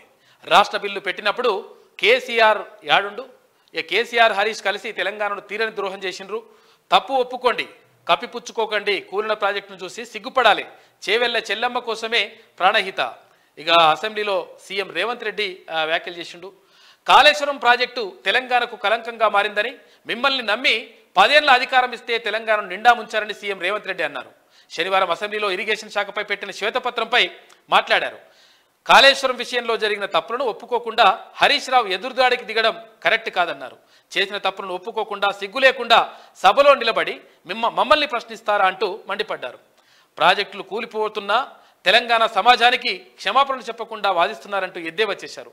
గత ప్రభుత్వం గోదావరి ప్రాజెక్టుపై 5 రిటైర్ ఇంజనీర్లతో కమిటీ వేసిందని, ఆ కమిటీ 14 పేజీల నివేదిక ఇచ్చిందని సీఎం చెప్పారు. అయితే మేడిగడ్డ దగ్గర ప్రాజెక్టు నిర్మిస్తే నీరు నిరుపయోగమని పేర్కొందని అన్నారు. అయితే దాన్ని పక్కన పెట్టి మేడిగడ్డ దగ్గర ప్రాజెక్టు కట్టారన్నారు. అయితే అక్కడ ప్రాజెక్టు కట్టాలని కేసీఆర్ పుర్రలో పురుగు పుట్టింది అని ఎద్దేవా చేశారు. కేసీఆర్ ఇంజనీర్కు సలహా ఇచ్చి మేడిగడ్డ దగ్గర బ్యారేజీ కట్టాలని అన్నారు. అయితే మామాళ్ళంలో కలిసి తెలంగాణ ఖజానాను కొల్లగొట్టేందుకు ఇంత దుర్మార్గానికి తిరగబడ్డారని చెప్పేసి సీఎం రేవంత్ రెడ్డి చెప్పిండు. ఇక తెలంగాణ ఇచ్చింది, తర్వాత తెచ్చింది కూడా మేమే అని చెప్పేసి కాంగ్రెస్ పార్టీ వాళ్ళు అంటా ఉన్నారు. ఇక సిట్టింగ్ జడ్జిని ఇవ్వాలని కోరాం, జడ్జీలు తక్కువ ఉన్నారంటూ హైకోర్టు రిప్లై ఇచ్చిందంట. మళ్ళీ లేఖ రాసే యోచనలో ప్రభుత్వం, కేంద్రం సిబిఐ విచారణ చేస్తామంటే ఓకే, అయితే బీఆర్ఎస్ బీజేపీ ఒకటవుతారనే అనుమానం ఉంది, కాగ్ నివేదిక పైన విచారణ జరిపిస్తామని చెప్పేసి ఐటీ శాఖ మంత్రి దుద్దిల్ల శ్రీధర్ బాబు చెప్తా ఉన్నారు. ఇక డ్రీమ్ వ్యాలీ ఇమాజిన్ పేరుతో అక్రమ విల్లాల కట్టడాలు 111 జీవో పరిధిలో గప్చుపుగా డ్రీమ్ విల్లాస్ 15,000 అడుగుల విస్తీర్ణంలో నిర్మాణం. ఒక్కో విల్లా ధర 22 కోట్ల రూపాయల పైనే ఉంటుందంట. అధికారులను మేనేజ్ చేసుకొని భారీ నిర్మాణాలు చేపడతా ఉన్నారంట. ఇక 111 జీవోలో మస్తు కట్టడాలు ఇష్టం వచ్చినట్టుగా. యాక్చువల్గా అక్కడ నిర్మాణాలు చేపట్టొద్దు అని చెప్పేసి ఒక నిబంధనలు ఉన్నాయి. ఆ నిబంధనలన్నింటి కూడా పాతరేస్తా ఉన్నారు, కడతా ఉన్నట్టు. ఇట్లా గుల్జార్ రామభద్రాచార్యులకు జ్ఞానపీఠ్. శనివారం జ్ఞానపీఠ అవార్డులు ప్రకటించిన ఎంపిక ప్యానెల్. ఉర్దూ కవిగా, సినీ గీత రచయితగా గుల్జార్ పేరు. అయితే 100కి పైగా పుస్తకాలు రచించిన సంస్కృత పండితుడిగా రామభద్రాచార్యకు గుర్తింపు ఉంది అంటూ ఆ ఇద్దరికి జ్ఞానపీఠ పురస్కారం ఇస్తా ఉంది కేంద్ర ప్రభుత్వం. ఇక ఇన్షాట్ 3DS ప్రయోగం విజయవంతం. శ్రీహరికోట నుంచి ప్రయోగించిన ఇస్రో శాస్త్రవేత్తలు ఉపగ్రహాన్ని ఇంగులోకి మోసుకెళ్లిన GSLV F-14 రాకెట్ నిర్దేశిత కక్షలోకి చేరిన ఉపగ్రహం. శాస్త్రవేత్తలను, సిబ్బందిని అభినందించిన ఇస్రో చైర్మన్ అంటూ ఒక వార్త కనిపిస్తూ ఉంది. నిన్న విజయవంతంగా నింగిలోకి దూసుకెళ్లింది. ఇక ట్రంప్కు 3,000 కోట్ల జరిమానా. ట్రంప్ బ్యాంకులను మోసం చేసినట్లు కేసు నమోదు. 2.5 నెలల పాటు విచారించిన న్యూయార్క్ కోర్టు. ఆరోపణలు నిజమని నిర్ధారణ. $365 మిలియన్ జరిమానా విధింపు. తీర్పుపై అప్పీలుకు వెళ్తామన్న ట్రంప్ తరఫు న్యాయవాది అంటూ ఒక వార్త కనిపిస్తూ ఉంది అమెరికా అధ్యక్షుడికి సంబంధించి. ఇక విశ్వాస పరీక్షలో నెగ్గిన కేజ్రీవాల్. ఆమ్ ఆద్మీ ప్రభుత్వానికి అనుకూలంగా 54 మంది ఓట్లేసిండట. బీజేపీ ప్రయత్నాలను బయటపెట్టేందుకే తీర్మానం ప్రవేశపెట్టానన్న కేజ్రీ. ఒక ఆప్ ఎమ్మెల్యే కూడా తనను వ్యతిరేకించలేదని వ్యాఖ్యలు. ఇక ఈడీ కోర్టు విచారణకు వీడియో కాన్ఫరెన్స్ ద్వారా కేజ్రీవాల్ హాజరయ్యిండు. మార్చి 16న కోర్టులో వ్యక్తిగతంగా హాజరు కావాలని చెప్పేసి ఆయన వెల్లడించిండు. ప్రపంచంలోనే అతిపెద్ద పార్టీ బీజేపీయే. అనేక ఎన్నికల్లో వరుసగా గెలుస్తూ వస్తున్నాం. ఒక్కోసారి ఓటమిలోనూ విజయం ఉంటుంది. పశ్చిమ బెంగాల్, తెలంగాణ ఉదాహరణ. భవిష్యత్తులో తెలంగాణలో బీజేపీ ప్రభుత్వాన్ని ఏర్పాటు చేస్తాం. ఆ నమ్మకం నాకున్నది. బీజేపీ జాతీయ సమావేశాల్లో భారతీయ జనతా పార్టీ జాతీయ అధ్యక్షుడు జేపీ నడ్డా చేసినటువంటి వ్యాఖ్యలు చూసుకోవచ్చు. కేంద్ర ప్రభుత్వం కీలక నిర్ణయం. ఎంఎస్పీపై ప్యానెల్ ఏర్పాటు యోచన. రైతు సంఘాల ప్రతినిధుల పేర్లు కోరే అవకాశం. ఇప్పటికే రైతులతో 3 సార్లు చర్చలు జరిపింది కేంద్ర ప్రభుత్వం. ఇవాళ 4వ విడత చర్చలు జరిపే అవకాశం ఉంది. అక్కడ తమిళనాడు నుంచి, తర్వాత హర్యానా నుంచి భారీగా రైతులు అక్కడ నుంచి వెళ్ళిపోయినరు. అంటే ఢిల్లీ వెళ్ళి అక్కడ మొత్తం కూడా 2 నెలలకు సరిపడా సరుకులను కూడా తీసుకొని వెళ్ళిపోయినరంట. తర్వాత అక్కడ కట్టర్లు, అంటే అయితే బారికేడ్లు కోయడానికి కట్టర్లు ఇవన్నీ కూడా తీసుకొని పోయినరు. కాబట్టి ఇక్కడ ఉధృతంగా రైతుల నుంచి నిరసన ఉధృతంగా వస్తున్నటువంటి నేపథ్యంలో ఎంఎస్పీ పైన, అంటే ఇక్కడ కనీస మద్దతు ధర పైన, పంటలకు కనీస మద్దతు ధర పైన కేంద్రం నిర్ణయం తీసుకునేటువంటి అవకాశం ఉంది. 100% దాన్ని చట్టం చేయాలని చెప్పేసి వాళ్ళు కోరుతా ఉన్నారు. దానికి సంబంధించి ఒక నిర్ణయం తీసుకునేటువంటి అవకాశం మాత్రం కనిపిస్తూ ఉంది అక్కడ రైతుల ఒత్తిడితోటి.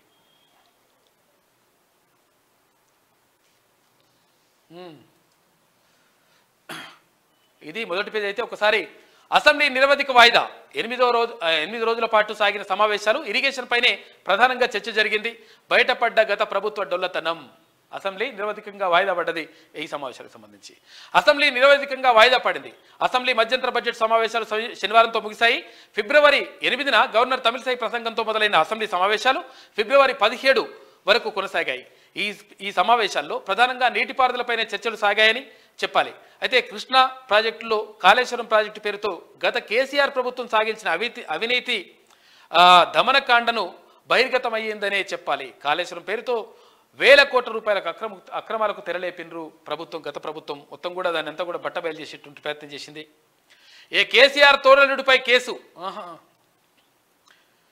యూట్యూబ్ ఛానళ్లలో మంత్రి పొన్నం కూసపై తప్పుడు ప్రచారం చేస్తున్నారంటూ ఫిర్యాదు. ఎంపీ సంతోష్ తండ్రి రవీందర్ రావును A1గా చేర్చిన పోలీసులు అంటూ ఒక వార్త కనిపిస్తూ ఉంది. సంతోష్ రావు ఇక తెలియకుండా మొత్తం కథం చేసి పడేసిన, మొత్తం కావలసిన భూములకు సంబంధించి ఏది ఉంటుంది కథం చేసేసిన గత ప్రభుత్వంలో. మాజీ ముఖ్యమంత్రి కల్వకుంట్ల చంద్రశేఖరరావు తోడలుడు రాజ్యసభ సభ్యుడు జోగినపల్లి సంతోష్ రావు తండ్రి జోగినపల్లి రవీందర్ రావుపై కేసు నమోదైంది. కరీంనగర్ 2 టౌన్ పరిధిలోని రామ్నగర్ ప్రశాంత్ నగర్లో నివాసం ఉంటున్న కూస రవీందర్ ఇచ్చిన ఫిర్యాదు మేరకు జోగినపల్లి రవీందర్ రావు, గూడ బాలకృష్ణ, ఆవుల నాగరాజు, యూట్యూబ్ ఛానల్ నిర్వాహకుడు చిలక ప్రవీణ్పై కేసు నమోదు చేశారు. మిడ్మానేరు నిర్వాసితుల సంక్షేమ సంఘం నేత కూస రవీందర్ భూదందాలకు పాల్పడ్డాడని ఆరోపణలు చేస్తూ యూట్యూబ్ ఛానల్లో న్యూస్ ప్రసారం చేశారు. దీంతో స్థానిక ఆర్డీఓను బెదిరింపులకు గురిచేసి కబ్జాకు పాల్పడినట్టుగా వచ్చిన వార్తల్లో ఏమాత్రం నిజం లేదని చెప్పేసి తెలిసిందట. దీంతో వాళ్ళు ఫిర్యాదు చేసిండ్రు, కేసు నమోదు చేసిండ్రు. కాళేశ్వరం కట్టడమే తప్పుడు నిర్ణయం అని చెప్పేసి ఇక్కడ మంత్రి ఉత్తమ్ కుమార్ రెడ్డి అంటా ఉన్నాడు. ఇక నేటి మాట చూసుకుంటే కాంగ్రెస్ అగ్రనాయకులకు చిన్న విజ్ఞప్తి. 10 ఏళ్ల బీఆర్ఎస్ పార్టీ అరాచకాలు తెలంగాణలో పెట్టరేగిపోయినప్పుడు ప్రాణాలకు తెగించి ప్రశ్నించే గొంతుకలు ప్రతిపక్ష పాత్ర పోషించారు. అవినీతి పాలనను ఎండగట్టి పాలకులు చేసిన దోపిడీని కండ్లకు కట్టినట్టు ప్రజలకు చూపెట్టారు. కాంగ్రెస్ పార్టీ అధికారంలోకి రావడానికి హస్తం పార్టీలో ఉన్న నాయకుల కన్నా యూట్యూబ్ ఛానళ్లలో ఉన్న వ్యక్తులే ఎక్కువ కష్టపడ్డారు. అలాంటి వ్యక్తులకు మీ పార్టీలో సముచిత స్థానం కల్పించండి. కొత్త నాయకత్వానికి అండగా అవకాశం ఇవ్వండి. గులాబీ పార్టీ లెక్కనే మీరు తప్పటడుగులు వేస్తే రానున్న రోజుల్లో కాంగ్రెస్ పార్టీ కలతప్పిపోతుంది. మొన్నటి ఎన్నికల్లో మీ పార్టీ కోసం ప్రచారాలు చేసి 1 నెల రోజులు కాళ్లకు చక్రాలు కట్టుకొని కాంగ్రెస్ పార్టీని అధికారంలో కూర్చోబెట్టారు. అలాంటి నికాసైన వ్యక్తులను చట్టసభలకు పంపించే బాధ్యతను మీ భుజాలపై వేసుకోండి. ముందొచ్చిన చెవుల కన్నా వెనుకొచ్చిన కొమ్ములే బలమైనవని తెలుసుకోండి అని చెప్పేసి పెద్దపల్లి రాజన్న ఒక విజ్ఞప్తి చేస్తూ ఉన్నాడు కాంగ్రెస్ అగ్రనాయకత్వానికి సంబంధించి. అంటే పార్టీ కోసం పనిచేసిన వాళ్లకు, పార్టీని అధికారంలోకి తీసుకురావడానికి పనిచేసిన వాళ్లకు 100% అవకాశం కల్పించండి చెప్పేసి, చట్టసభల్లోకి వెళ్లేందుకు అవకాశం కల్పించండి చెప్పేసి పెద్దపల్లి రాజన్న కోరుతా ఉన్నాడు. ఇక డీమ్డ్ వ్యాలీ ఇమాజిన్ పేరుతో అక్రమ విల్లాల కట్టడాలు అక్కడ మొత్తం జరుగుతూ ఉన్నాయంట 311 జీవో పరిధిలో.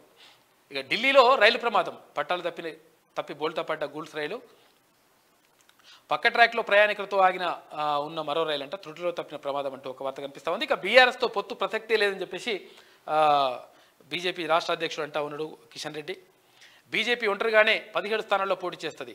బీఆర్ఎస్ పార్టీ మునిగిపోయే నావా అని చెప్పేసి బీజేపీ అధ్యక్షుడు కిషన్ రెడ్డి చేసినటువంటి వ్యాఖ్యలు చూసుకోవచ్చు. ఇక ఉమ్మడి ఆదిలాబాద్ జిల్లా వార్తలు చూసుకుంటే గర్భిణీ స్త్రీలకు అందని న్యూట్రిషన్ కిట్లను పక్కదారి పట్టిస్తున్న డిఎంహెచ్ఓ ఇక ఎంసీపీఐయు కన్వీనర్ పీటర్ ఆరోపణలు చేస్తూ ఉన్నారంట. ఇక్కడ నిర్మల్కి సంబంధించి గర్భిణీ స్త్రీలకు న్యూట్రిషన్ కిట్లు అందట్లేదు అని చెప్పేసి ఆరోపణలు వస్తూ ఉన్నాయి. మరి చూడాలి. కలెక్టర్లు మారిన సమస్యలకు పరిష్కారం దొరకట్లేదు. నూతన కలెక్టర్ ఎదుట కమలానగర్ వాసుల ఆవేదన అంటూ ఒక వార్త కనిపిస్తూ ఉంది నిర్మల్ జిల్లాకు సంబంధించి. ఇక తీన్మాన్ మల్లన్న 7200 టీంలో చేరికలు. ప్రజా సమస్యలను పరిష్కరించే దిశగా మల్లన్న టీం పనిచేయాలి. మంచిర్యాల జిల్లా అధ్యక్షుడు మహేష్ వర్మ. తీన్మాన్ మల్లన్న 7200 టీం జన్నారం మండలం కన్వీనర్ ఎలియాస్ అధ్యక్షతన జిల్లా అధ్యక్షుడు మహేష్ వర్మ ఆధ్వర్యంలో తీన్మాన్ మల్లన్న టీంలో భారీగా చేరికలు జరిగినాయి. ఈ మేరకు జిల్లా అధ్యక్షుడు మహేష్ వర్మ మాట్లాడుతూ తీర్మాన్ మల్లన్న రాష్ట్ర ప్రజల శ్రేయస్సు కొరకు సమాజం అభివృద్ధి కొరకు క్యూన్యూస్ వేదికగా గత బీఆర్ఎస్ ప్రభుత్వం ప్రజలను ఏ విధంగా దోపిడీ చేశారో ప్రజలకు తెలియజేస్తూ అవగాహన కల్పిస్తూ ప్రజలను చైతన్యం చేసి బీఆర్ఎస్ను గద్దె దింపే వరకు పోరాడి కేసీఆర్ చేతుల్లో బందీ అయిన తెలంగాణకు విముక్తి కల్పించిన ప్రజా గొంతుక తీర్మాన్ మల్లన్న చెప్పేసి కొనియాడిండు. అయితే ఈ కార్యక్రమంలో రాష్ట్ర అధ్యక్షుడు రజనీ కుమార్ తోని కూడా శాల్వాతో ఆదేశాలను తూచా తప్పకుండా పాటించాలని మల్లన్న టీంను బలోపేతం చేయాలని ఆయన కోరిండట. కార్యక్రమంలో మంచిర్యాల జిల్లా social media convener Rakesh Jannaram మండలం టీం సభ్యులు కూడా వీళ్ళందరూ కూడా పాల్గొన్నారంట. ఇక సోనాలలో సెంట్రల్ లైటింగ్ ఏర్పాటు చేయాలి. మంత్రి కోమటిరెడ్డికి వినతిపత్రం అందజేసిన బోధ్ ఎమ్మెల్యే వెంటనే నిధులు మంజూరు చేసిన మంత్రి కోమటిరెడ్డి అంటూ ఒక వార్త కనిపిస్తూ ఉంది. మంచి పని చేసిండ్రు. ఇక ఎకో పార్కు శంకుస్థాపన చేసిన కేంద్ర మంత్రి అంటూ ఒక వార్త కనిపిస్తూ ఉంది. శ్రీరాంపూర్ ఏరియా ఉపరితల గనిని ప్రాంగణంలో కేంద్ర బొగ్గు శాఖ మంత్రి అమృత్ లాల్ మీనా, సంస్థ చైర్మన్ అండ్ ఎండి బలరాం, సంస్థ డైరెక్టర్లు వీళ్ళందరూ కూడా పాల్గొన్నారంట. శంకుస్థాపన చేసిరంట eco park. Doctor BR Ambedkar చౌక్ను ఏర్పాటు చేయాలి. మున్సిపల్ చైర్మన్కు వినతి పత్రం అందజేసిన అంబేద్కర్ సంఘం. ఇక ఉమ్మడి నిజామాబాద్ జిల్లా వార్తలు చూసుకుంటే కామారెడ్డి బల్దియా హస్తగతం. కామారెడ్డి మున్సిపల్లో గులాబీ పార్టీకి మరో బిగ్ షాక్. మరో 3 కౌన్సిలర్లు కాంగ్రెస్లో చేరిక అంటూ ఒక వార్త కనిపిస్తూ ఉంది. ఇక్కడనే కాదు, మొత్తం కూడా ఇక్కడ టీఆర్ఎస్వి ఉన్నది కదా, టీఆర్ఎస్వి ఉండే తర్వాత బీఆర్ఎస్వి అయింది కదా, అయిన తర్వాత అక్కడ అంటే ఇక్కడ బీఆర్ఎస్కు అనుబంధ అంటే సంఘంగా ఉన్నటువంటి విద్యార్థి సంఘం ఉంది కదా, భారత రాష్ట్ర సమితి విద్యార్థి సంఘం ఉన్నది కదా, ఆ సంఘం నుంచి మొత్తం కొన్ని వందల మంది విద్యార్థి నేతలు మొత్తం బయటకు వచ్చేస్తూ ఉన్నారు. తర్వాత 100% మొత్తం కూడా నాశనం చేసిర్రు నాయన, ఈ తెలంగాణ రాష్ట్రాన్ని మోసం చేసిండ్రు, మా విద్యార్థి నేతలు మోసం చేసిరని చెప్పేసి టీఆర్ఎస్వి నాయకులు మొత్తం కూడా బయటకు వస్తూ ఉన్నారంట. బీఆర్ఎస్వి నేతలు మూకుమ్మడి రాజీనామా. నేరుగా తెలంగాణ భవన్కి వెళ్లి రాజీనామా పత్రాలు అందజేసిన విద్యార్థి విభాగం నేతలు. కేటీఆర్ బాల్కసుమన్పై ధ్వజమెత్తిన బీఆర్ఎస్ ఎస్వి నాయకులంట.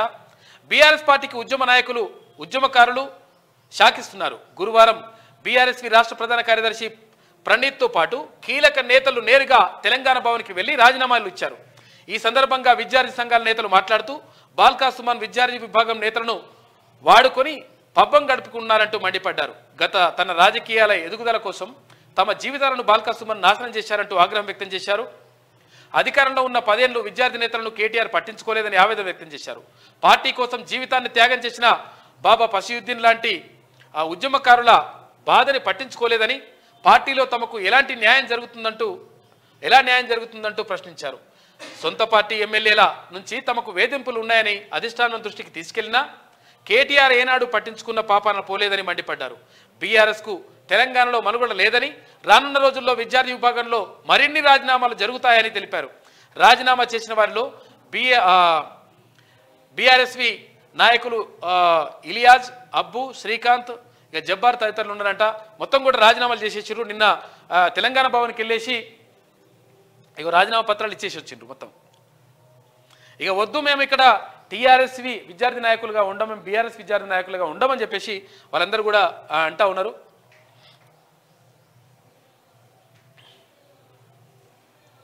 ఇంకో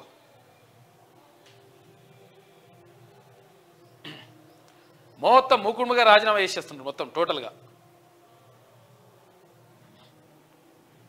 ఈ కథలు వద్దని చెప్పేసి. తెలంగాణ భవన్కి వెళ్ళారు.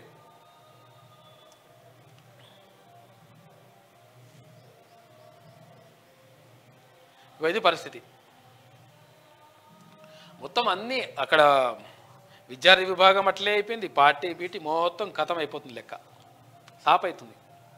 ఇక కాంగ్రెస్ పార్టీలోకి భారీగా చేరికలు జరుగుతూ ఉన్నాయంట. ఇక్కడ బాన్స్వాడకు సంబంధించి ఇక 10th ఇంటర్ పరీక్షలకు పకడ్బందీ ఏర్పాట్లు.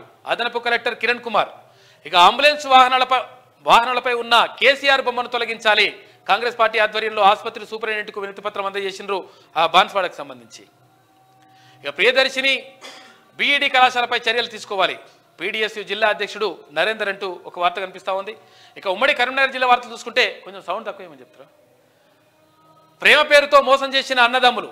పెళ్లి చేసుకుని డబ్బులు తీసుకుని మోసం చేశాడని బాధితుల ఆందోళన. కరీంనగర్ జిల్లా గంగిపల్లి గ్రామంలో ఘటన చోటు చేసుకుంది. అన్నదమ్ముల తీరును అసహించుకుంటున్న గ్రామస్తులు అంటూ ఒక వార్త కనిపిస్తా ఉంది. కరీంనగర్ జిల్లా గంగిపల్లి గ్రామానికి చెందిన గుడిసెల రమేష్, వెంకటేష్ అనే అన్నదమ్ములు పెళ్లి చేసుకుని శారీరకంగా వాడుకుని వదిలేశారని ఆరోపిస్తూ శనివారం ఇద్దరు మహిళలు వాళ్ళ ఇంటి ముందు ఆందోళన చేపట్టారు. బాధితుల ఒకసారి వెళ్ళేస్తావా? సౌండ్ వస్తుందా?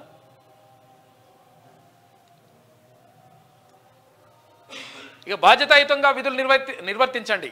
విధి నిర్వహణలో నిర్లక్ష్యం వహిస్తే సహించేది లేదు. రామగుండం నగరపాలక సంస్థ కమిషనర్ సిహెచ్ శ్రీకాంత్. స్థలం లీజుకి ఇప్పిస్తామని మోసం చేశారు. డబ్బులు తీసుకొని మోసం చేసిన వారిపై చర్యలు తీసుకోవాలి. మహనీయుల ఆశయ సాధన కోసం సంఘం రాష్ట్ర వ్యవస్థాపక అధ్యక్షుడు డిమాండ్ అంట. ఆశయాల అభివృద్ధికి 85 లక్షల రూపాయల మంజూరు. ఆలయాల అభివృద్ధికి ఆలయాల అభివృద్ధికి 85 లక్షల రూపాయల మంజూరు. హర్షం వ్యక్తం చేస్తున్న జగిత్యాల ప్రజలు. నియోజకవర్గంలోని వివిధ గ్రామాల్లోని పలు ఆలయాల అభివృద్ధి పనుల నిర్మాణం కోసం ప్రత్యేక అభివృద్ధి నిధుల నుంచి 85 లక్షల రూపాయలు మంజూరు చేసినట్లు ఎమ్మెల్సీ తాటిపర్తి జీవన్ రెడ్డి వెల్లడించారు. ఈ సందర్భంగా ఆయన మాట్లాడుతూ జగిత్యాల కోదండరామాలయం ఇవన్నిటి కూడా మొత్తం కూడా 85 లక్షల రూపాయలు కేటాయించిందంట.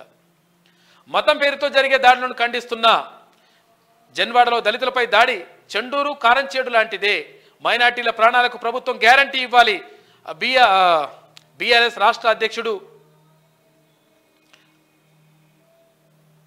బీఎస్పీ రాష్ట్ర అధ్యక్షుడు ఆర్ఎస్ ప్రవీణ్ కుమార్ చేసినటువంటి వ్యాఖ్యలు చూసుకోవచ్చు. మతం పేరుతో జరిగేటువంటి దాడులు ఖండిస్తాను అంటున్నాడు. ఇక ప్రమాదకరంగా ట్రాన్స్ఫార్మర్లు వస్తూ ఉన్నాయి.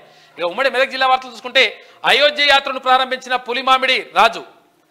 ఇష్టానుసారంగా వెంచర్ల ఏర్పాటు, ఆన్లైన్లోనే దరఖాస్తులు, క్షేత్రస్థాయిలో పరిశీలించకుండానే అనుమతులు, వరద కాలువలను సైతం పూడ్చి ప్లాట్లు చేస్తూ ఉన్నారు. నిబంధనలకు విరుద్ధంగా ప్రైవేట్ వెంచర్లు ఏర్పాటు చేస్తూ ఉన్నారంట సంగారెడ్డికి సంబంధించి. ఇక సంగారెడ్డి ఆర్డీఓగా పద్మజ బాధ్యతలు. ఎమ్మెల్యే స్టిక్కర్ దుర్వినియోగం, విస్మయం వ్యక్తం చేస్తున్న జనం అంటూ ఇక్కడ పటాన్చెరుకు సంబంధించి కనిపిస్తూ ఉంది. ఇక గంగారం గ్రామంలో విద్యా కుసుమం 3 ఉద్యోగాలను సాధించిన గౌండ్ల బేబీ అభినందించిన గ్రామస్తులు అంటూ ఒక వార్త కనిపిస్తూ ఉంది. మెదక్ జిల్లాకు సంబంధించి చిలప్చేడు మండలంలోని గంగారం గ్రామానికి సంబంధించినటువంటి. ఇక చర్చిపై దాడిని నిరసిస్తూ క్రైస్తవుల శాంతియుత ర్యాలీ అంటూ ఒక వార్త కనిపిస్తుంది. ఇక్కడ మనం మాట మాట్లాడుకోవాలి, ఇక్కడ ఒక విషయం మాట్లాడుకోవాలి. అది చాలామంది గురుకుల అభ్యర్థులు ఆందోళన వ్యక్తం చేస్తూ ఉన్నారు క్లియర్గా. ఎందుకంటే ఎట్టి పరిస్థితుల్లో ఇక్కడ డిఎల్, ఆ తర్వాత జేఎల్, ఆ తర్వాత పీజీటీ, ఆ తర్వాత టీజీటీ నింపడం ద్వారా, ఎందుకంటే ఇక్కడ పోస్టులు ఖాళీగా ఉండకుండా చూసుకోవాలి. 100% బ్యాక్లాగ్ ఉండేటువంటి ప్రమాదం ఉంది. కాబట్టి ఎట్టి పరిస్థితుల్లో ప్రభుత్వం దీనిపైన నిర్ణయం తీసుకోవాలని చెప్పేసి వాళ్ళు కోరుతా ఉన్నారు. ఎందుకనంటే ఇప్పుడు ఈమెకు ఈ అమ్మాయికి 3 జాబులు వచ్చినాయి. 3 జాబులు వస్తే ఆమె ఒక జాబ్లో జాయిన్ అవుతుంది. ఆ 2 జాబులకు సంబంధించి అక్కడ ఖాళీలు ఏర్పడి వాటిని బ్యాక్లాగ్గా ఉంచితే నెక్స్ట్ నోటిఫికేషన్ ఫార్వర్డ్ చేస్తే చాలా నష్టం జరుగుతుంది. నెక్స్ట్ ఎవరైతే ఉంటారో ఆ నెక్స్ట్ ఉన్న వాళ్ళకు అంటే జాబ్లు ఇస్తే బాగుంటుంది, నెక్స్ట్ ర్యాంక్ వచ్చిన వాళ్ళకు జాబ్లు ఇస్తే బాగుంటుందని చెప్పేసి వాళ్ళు కోరుతా ఉన్నారు. కాబట్టి దీనిపైన ప్రభుత్వం నిర్ణయం తీసుకోవాలి. తర్వాత ఇక్కడ మల్లేభట్టు అంటే ఇక్కడ ఈ రిక్రూట్మెంట్కి సంబంధించి మల్లేభట్టు గారు కూడా నిర్ణయం తీసుకోవాలని చెప్పేసి అభ్యర్థులు కోరుతా ఉన్నారు. పదే చాలామంది కూడా ఫోన్లు చేస్తూ ఉన్నారు. ప్రభుత్వం 100% దీనిపైన దృష్టి సారించాలని చెప్పేసి వాళ్ళు విజ్ఞప్తి చేస్తున్నారు. ఎందుకంటే డిఎల్ అంటే గురుకులకు సంబంధించి గురుకుల పోస్టులకు సంబంధించి డిఎల్ కానీ అంటే డిగ్రీ కాలేజ్ లెక్చరర్ కానీ, తర్వాత జూనియర్ కాలేజ్ లెక్చరర్ కానీ, ఆ తర్వాత పీజీటీ కానీ, పోస్ట్ గ్రాడ్యుయేట్ టీచర్ కానీ, లేకుంటే ట్రైనింగ్ గ్రాడ్యుయేట్ టీచర్ కానీ ఇవన్నీ కూడా 100% బ్యాక్లాగ్ లేకుండా చూడాలని చెప్పేసి వాళ్ళు విజ్ఞప్తి చేస్తూ ఉన్నారు. తర్వాత 46 జీవోకి సంబంధించి కూడా అంటే ఆ జీవోకు సంబంధించి 100% దాన్ని రద్దు చేయాలని చెప్పేసి అక్కడ అభ్యర్థులు చాలామంది కోరుతా ఉన్నారు. దీనికి సంబంధించి కూడా అంటే ప్రభుత్వం ఇప్పటికే నిర్ణయం తీసుకుంది. మేము చెప్తా ఉన్నాం వాళ్ళకు, ప్రభుత్వం నిర్ణయం తీసుకుంది, వచ్చే నోటిఫికేషన్ నుంచి ఇది ఉండదని చెప్పింది. అయితే అయినప్పటికీ ఈ నోటిఫికేషన్ నుంచి దాన్ని అమలు చేయాలి. తర్వాత బ్యాక్లాగ్స్ ఉండకుండా ప్రయత్నం చేయాలి. చాలా పోస్టులు ఖాళీగా ఉంటున్నాయి. కాబట్టి మమ్మల్ని తర్వాత ఉన్నటువంటి వాళ్ళని నింపాలని చెప్పేసి వాళ్ళు విజ్ఞప్తి చేస్తూ ఉన్నారు. తర్వాత టీఎస్ఎస్పీకి సంబంధించి చాలా బ్యాక్లాగ్స్ ఉంటా ఉన్నాయంట. తర్వాత మాకు తొందరగా మమ్మల్ని ఏది ఇక్కడ ట్రైనింగ్కి పంపించట్లేదు, తర్వాత గ్రౌండ్ సరిపోవట్లేదు అంటున్నారు. కాబట్టి మమ్మల్ని తొందరగా ట్రైనింగ్కి పంపించాలి, తర్వాత ఈ దఫానే ట్రైనింగ్కి పంపించాలి, తర్వాత 46 జీవోను రద్దు చేయాలని చెప్పేసి చాలామంది అభ్యర్థులు కోరుతా ఉన్నారు. కాబట్టి ప్రభుత్వం దీనిపైన దృష్టి సారించాల్సిన అవసరం ఉన్నది.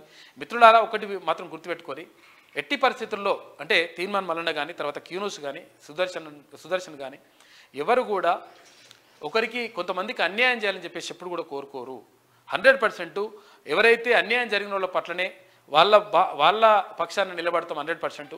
కాబట్టి మీరు అర్థం చేసుకోవాలని చెప్పేసి విజ్ఞప్తి చేస్తూ ఉన్నాం. ఎందుకంటే వందలు వేల ఫోన్లు చేస్తూ ఉన్నారు, చేసి అంటే కావాలని చెప్పేసి కొంతమంది ఇబ్బంది పెట్టేటువంటి ప్రయత్నం చేస్తున్నారు. అంటే ఈ బీఆర్ఎస్ కొంతమంది ఉంటారు కదా ఇట్లా, వాళ్ళు కూడా చేస్తున్నారు. కాబట్టి 100% ప్రభుత్వం సానుకూలంగా నిర్ణయం తీసుకుంది. తర్వాత బ్యాక్లాగ్ లేకుండా కూడా చూడాలని చెప్పేసి ప్రభుత్వానికి ఇప్పటికే విజ్ఞప్తి చేసినాం, అది కూడా చేయాలని చెప్పేసి కోరుకుందాం.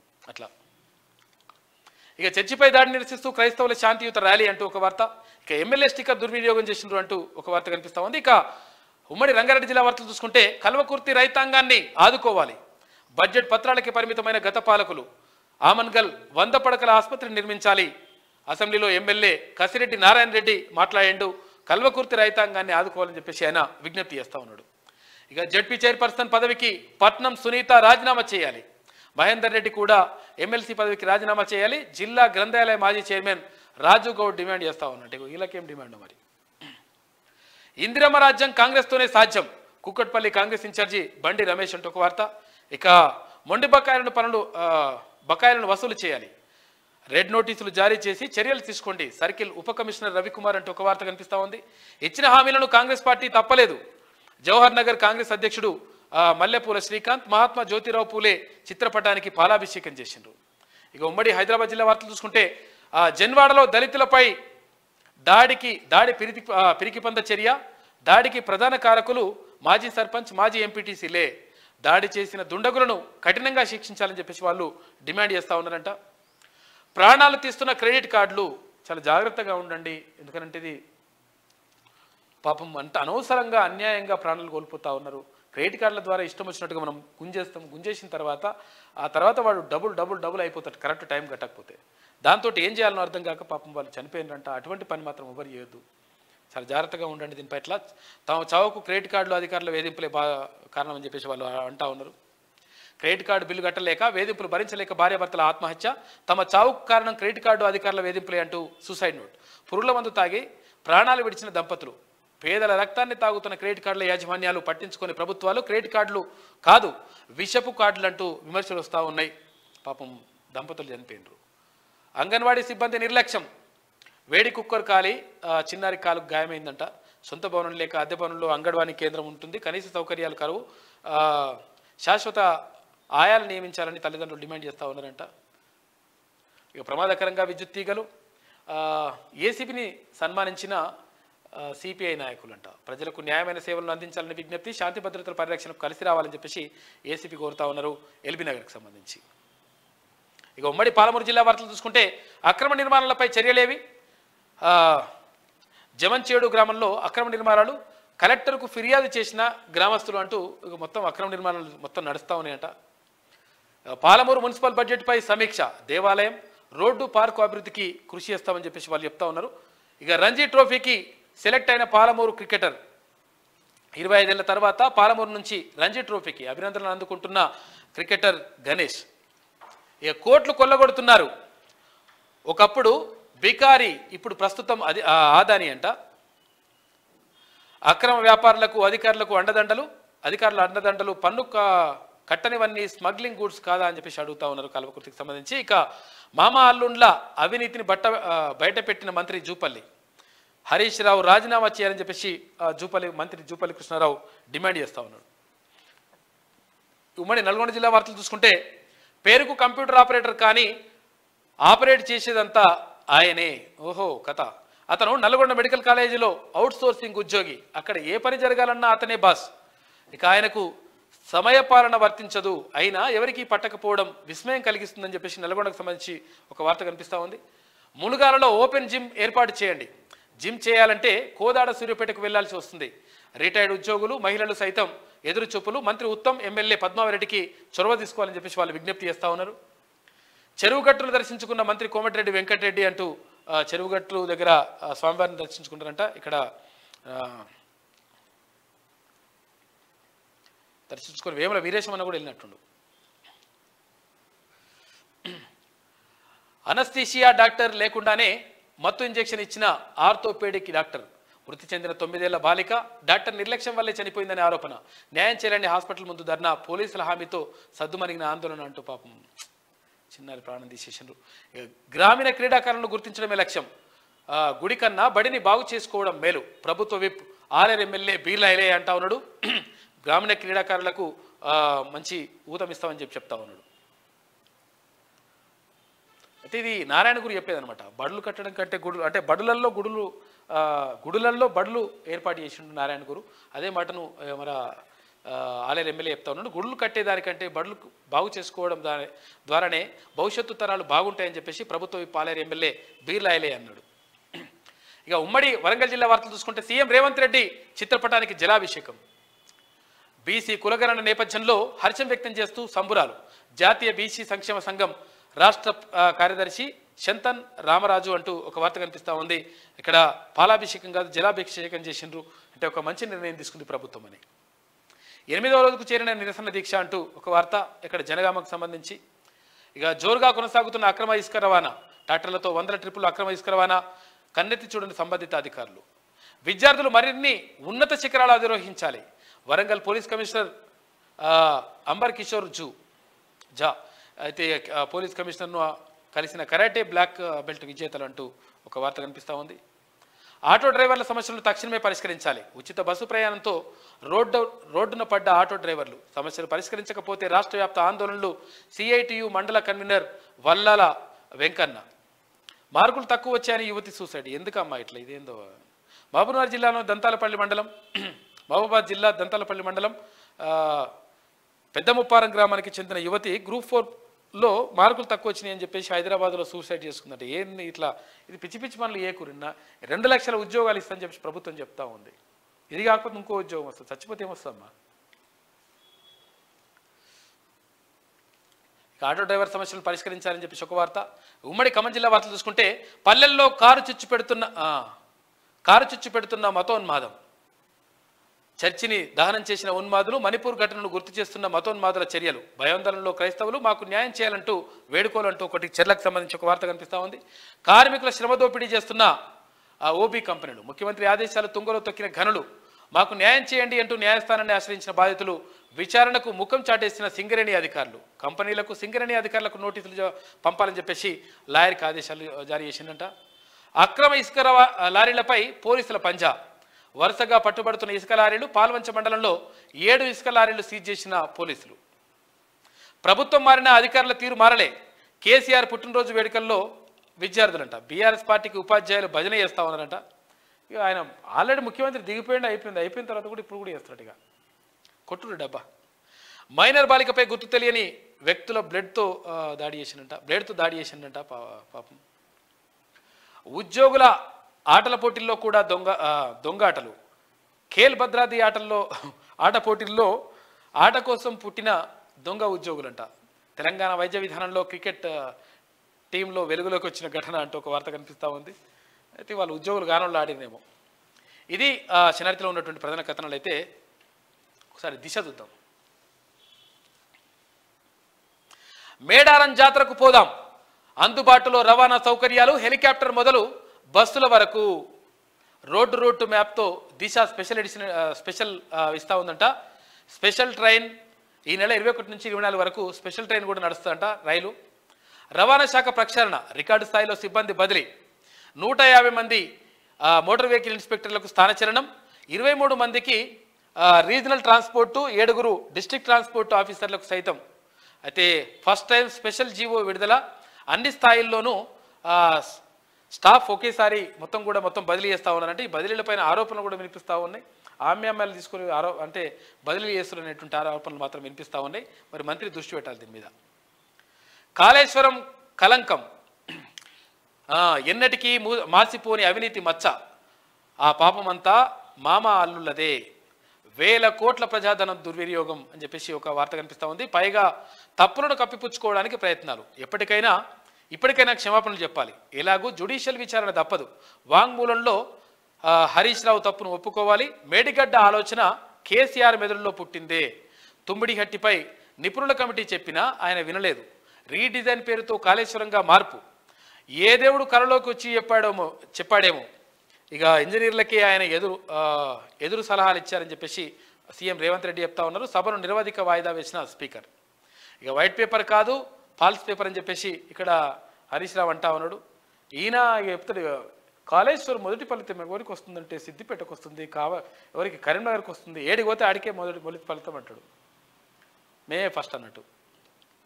ఈయన ఫాల్స్ పేపర్ అంటుండగా మేము తప్పు చేయలేదు, భయపడేది లేదు, మరి భయపడకుండా మామెందుకు వస్తలేడు, రాజకీయ లబ్ధి కోసం మేము ఏడిగడ్డను పునరుద్ధరించడం లేదు అని చెప్పేసి ఈయన అంటున్నాడు.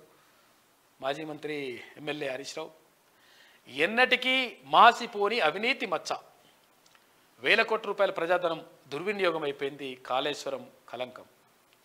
ఇక ప్రాజెక్టు పనికిరాదు, అది పాలిచ్చే ఆవు కాదు దున్నపోతు కూడా పాలు పెడతాడు కాక, ఒకవేళ కేసీఆర్కు దున్నపోతుని ఇస్తానికి కూడా పాలు పెడతాడు. అన్నారంలోనూ బుంగలు వస్తున్నాయి. వైట్ పేపర్ ప్రెజెంటేషన్లో మంత్రి ఉత్తమ్ కుమార్ రెడ్డి మాట్లాడాడు. మీరు ఇంజనీర్లా ఏం చదువుకున్నారని ఇంత ప్రాజెక్టు డిజైన్ చేశారు, నీళ్లు వదిలితే సుందిల్లా అన్నారం సైతం కొట్టుకుపోతాయి. బీఆర్ఎస్ పై భట్టి విక్రమార్క ఫైర్ అయ్యిండు, మంత్రి భట్టి విక్రమార్క ఫైర్ అయినటువంటి వార్తను చూసుకోవచ్చు. మొత్తం మీద మీరు ఇంజనీర్లు అంటున్నారు కదా, ఏం చేసిర్రా నాయన, ఇది కథంత ఏంది, ఈ పెంట ఏంది అని చెప్పేసి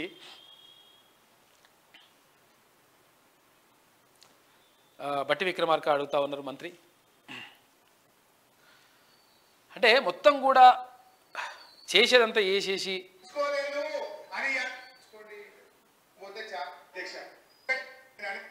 చేపించుకోవడానికి అవకాశం 20,000 కోట్లతో అగ్రిమెంట్ చేసినటువంటి ప్రాజెక్ట్. నేను అందుకే చెప్పింది, కేవలం 38,000 కోట్లతో అగ్రిమెంట్ చేసినటువంటి ప్రాణహిత చేవెళ్ల ప్రాజెక్ట్ ని మనం రాష్ట్రం వచ్చిన తర్వాత కూడా కంటిన్యూ చేసుకుంటే ఖర్చు పెరగకుండా అదే డబ్బుతో అదే కాంట్రాక్టర్ విధానంతో కట్టి మనకి హ్యాండ్ ఓవర్ చేయాలి. కాంట్రాక్టర్ మనం హ్యాండ్ ఓవర్ చేయాలి. అలా చేపించుకోవడానికి అవకాశం ఉన్న దాన్ని రీడిజైన్ చేసి 1,74,000 కోట్ల కింద తెచ్చారు అధ్యక్ష. రాజు సాగర్, ఇందిరా సాగర్ లో కూడా ఈపీసీ కాంట్రాక్టే, దాంట్లో పెంచుకోవడానికి అవకాశం లేదు. ఈపీసీ కాంట్రాక్ట్ సిస్టమ్ లో ధర పెరిగినా తగ్గినా రాష్ట్ర ప్రభుత్వానికి సంబంధం లేదు. ఆ కాంట్రాక్ట్ అగ్రిమెంట్ ప్రకారం ఆ దాంట్లో కట్టించి ప్రభుత్వాన్ని హ్యాండ్ ఓవర్ చేయాలి. అలా హ్యాండ్ ఓవర్ చేయించుకోవడానికి అవకాశం ఉన్నటువంటి రాజు సాగర్, ఇందిరా సాగర్ ని కేవలం 14,000 కోట్లు అయ్యేదాన్ని ఎందుకు మీరు రీడిజైన్ చేసి 23,000 కోట్లు పెంచారనే కదా మేము పదే అడిగాను. ఇప్పుడు నువ్వు చెప్పేది కూడా అదే, పెరిగింది తర్వాత పెరుగుతుందంటే పెరగడానికి అవకాశం లేకుండా ఉన్నటువంటి ప్రాజెక్టుని కావాలని మీరే రీడిజైన్ చేసి అడ్డగోలుగా పెంచేసుకుని రాష్ట్ర ఖజానంతా దోపిడీ చేసి మళ్ళీ ఇంకా చదువునమ్మా అని చెప్తారేంటంటే రాష్ట్రం అంతా బ్లేటెంట్ గా ఇది డిజైన్ పేరుతోటి మొత్తం 1,00,000 కోట్ల రూపాయలు మొత్తం కథం చేసినటువంటి పరిస్థితి కనిపించింది. కాబట్టి 100% మీరే ఆ పాపం చేసిందని చెప్పేసి భట్టి విక్రమార్క అంటా ఉన్నారు. ఇక కమిషన్ల కోసమే డబ్బు సంచులు మోసింది హరీష్ రావే. కాళేశ్వరం నీరు సూర్యాపేటకి ఇచ్చారా? మంత్రి కోమటిరెడ్డి వెంకటరెడ్డి ఆగ్రహం వ్యక్తం చేసిండు. ముందే చెప్పినా కేసీఆర్ వినలే. మేడిగడ్డలో ప్రమాదమని 2015లోని నిపుణుల బృందం నివేదిక ఇచ్చింది. తుమ్మిడిహట్టి శ్రేయస్కరమని సూచనలు కూడా చేసింది. ప్రాణహిత చేవెళ్ల డిజైనే ఉత్తమని కూడా స్పష్టీకరణ చేసింది. కానీ వినలేదు కాక మొత్తం అది ముందుకెళ్ళిపోయిండు. ఇక అన్నారంలో మళ్ళీ బుంగలు, అక్టోబర్లో రిపేర్లు చేసినా మళ్ళీ రిపీట్. ఇక పిల్లర్ల ఫౌండేషన్ కింద నుంచి భారీగా వాటర్ వస్తూ ఉంది. ఇందాక మనం చూసినాం కదా, బ్యారేజీలో నీటిని ఖాళీ చేస్తున్న ఆఫీసర్లు చూడుగో ఎట్లా వస్తున్నాయి నీళ్ళు. ఇక ఏం వస్తలేవు, చిన్న లీక్ అవుతుంది, చిన్న ఇట్లా అయిపోతుందని చెప్తుంటాడు మళ్ళీగా.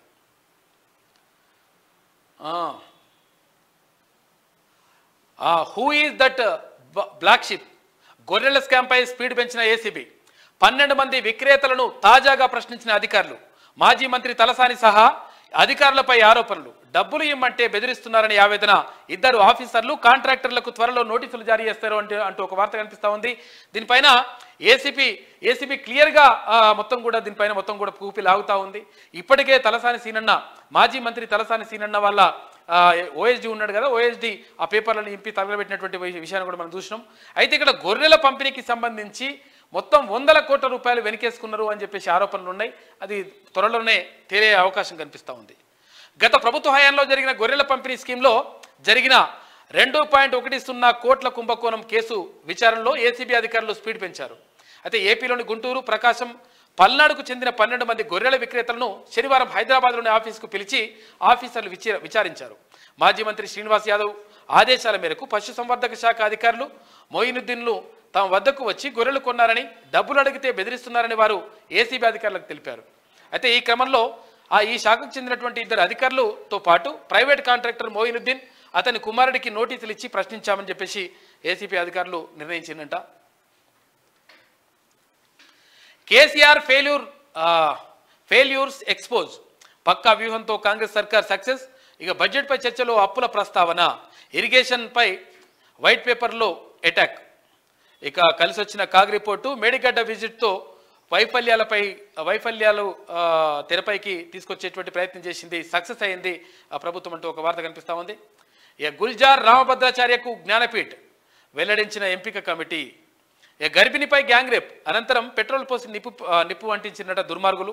మధ్యప్రదేశ్లో ఘటన, పరారీలో 3 నిందితులున్నారు. పీచు మిఠాయితో క్యాన్సర్ అంట, క్యాన్సర్ కారకాలు. షాంపిన్స్లో ప్రమాదకారక కెమికల్స్ వాడుతున్నంట. బ్యాన్ విధించిన తమిళనాడు సర్కార్ తయారు చేసినా విక్రయించినా కఠిన చర్యలని చెప్పేసి వార్నింగ్ ఇచ్చింది. ఇక ఈఎంఐలు కట్టలేక దంపతులు సూసైడ్, పురుగుల మందు తాగి ఆత్మహత్య, పిల్లలను బంధువుల ఇంటికి పంపి బలవన్మరణం పాలైనరంట. పాపం మేడ్చల్ జిల్లా కీసర మండలం ఇక్కడ నాగారంలో ఘటన చోటు చేసుకుంది. ఇక అవుట్సోర్సింగ్ ఉద్యోగులకు స్పెషల్ కార్పొరేషన్ ఇది చాలా ఇంపార్టెంట్. మొన్న అవుట్సోర్సింగ్ ఉద్యోగులు ఒక సభ పెట్టుకున్నారు ఇక్కడ రవీంద్ర భారతిలో, హైదరాబాద్లోని రవీంద్ర భారతిలో. అయితే అవుట్సోర్సింగ్ ఉద్యోగులకు సంబంధించి స్పెషల్ కార్పొరేషన్ ఏర్పాటు చేస్తున్నట్టుగా ప్రభుత్వం ఇప్పుడు ప్రకటించింది. ఏర్పాటుకు రాష్ట్ర సర్కార్ ప్లాన్ చేస్తూ ఉంది. అన్ని శాఖల ఉద్యోగులంతా ఒకే గొడుగు కిందకు వచ్చేందుకు ఏర్పాట్లు చేస్తూ ఉందంట. దళారుల దోపిడీ నియంత్రణకు ప్రణాళిక చేస్తూ ఉంది. వివిధ శాఖల్లో పనిచేస్తున్న అవుట్సోర్సింగ్ ఉద్యోగుల కోసం స్పెషల్ కార్పొరేషన్ ఏర్పాటు చేసేందుకు సర్కార్ ప్లాన్ చేస్తున్నది. అన్ని శాఖల్లో ఉద్యోగులను ఒకే గొడుగు కిందకు తీసుకొచ్చేందుకు సిద్ధమవుతుంది. మొన్న ఇక్కడ రవీంద్ర భారతిలో జరిగినటువంటి సభకు అక్కడ కాంగ్రెస్ పార్టీ ప్రచార కమిటీ చైర్మన్ అక్కడ మధు యాష్కి గౌడ్, తర్వాత తీన్మన్ మల్లన్న, అక్కడ కోదండరామ్ సార్, వీళ్ళందరూ కూడా వచ్చిండ్రు. అక్కడికి వచ్చి మాట్లాడినరు. అవుట్సోర్సింగ్ ఉద్యోగులకు సంబంధించి ఇక్కడ ఏదైతే దళారీ వ్యవస్థ ఉన్నదో, ఏదైతే అక్కడ ఏజెన్సీలకు ఇచ్చేసి ఆ ఏజెన్సీల ద్వారా వీళ్ళని నియామకం చేసుకోవడం, ఏజెన్సీలో డబ్బు తీసుకోవడం, ఏజెన్సీ వాడు అయింది జీతంలో కట్ చేయడం, ఇవన్నీ కూడా జరగకుండా ఉండాలని చెప్పేసి వాళ్ళు విజ్ఞప్తి చేసిండ్రు. దాని మేరకు ఒక నిర్ణయం తీసుకునేటువంటి అవకాశం ఉందంట. స్పెషల్ కార్పొరేషన్ ఏర్పాటు చేస్తున్నట్టుగా తెలుస్తూ ఉంది. అది జరిగితే కొంతవరకు వాళ్ళకు కొంచెం రిలీఫ్ అవుతారు. ఇక ఇన్షాట్ 3DS ప్రయోగం సక్సెస్. శ్రీహరికోట నుంచి నింగిలోకి దూసుకెళ్లిన శాటిలైట్ సముద్ర వాతావరణంపై ఖచ్చితమైన సమాచారం అందుతుంది అని చెప్పేసి ఇస్రో చైర్మన్ అంటా ఉన్నాడు.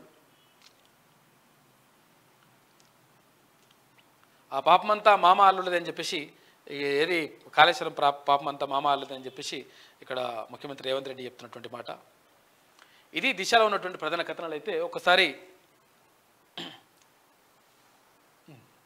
ఆదాబ్ హైదరాబాద్ చూద్దాం. ఆదాబ్ హైదరాబాద్.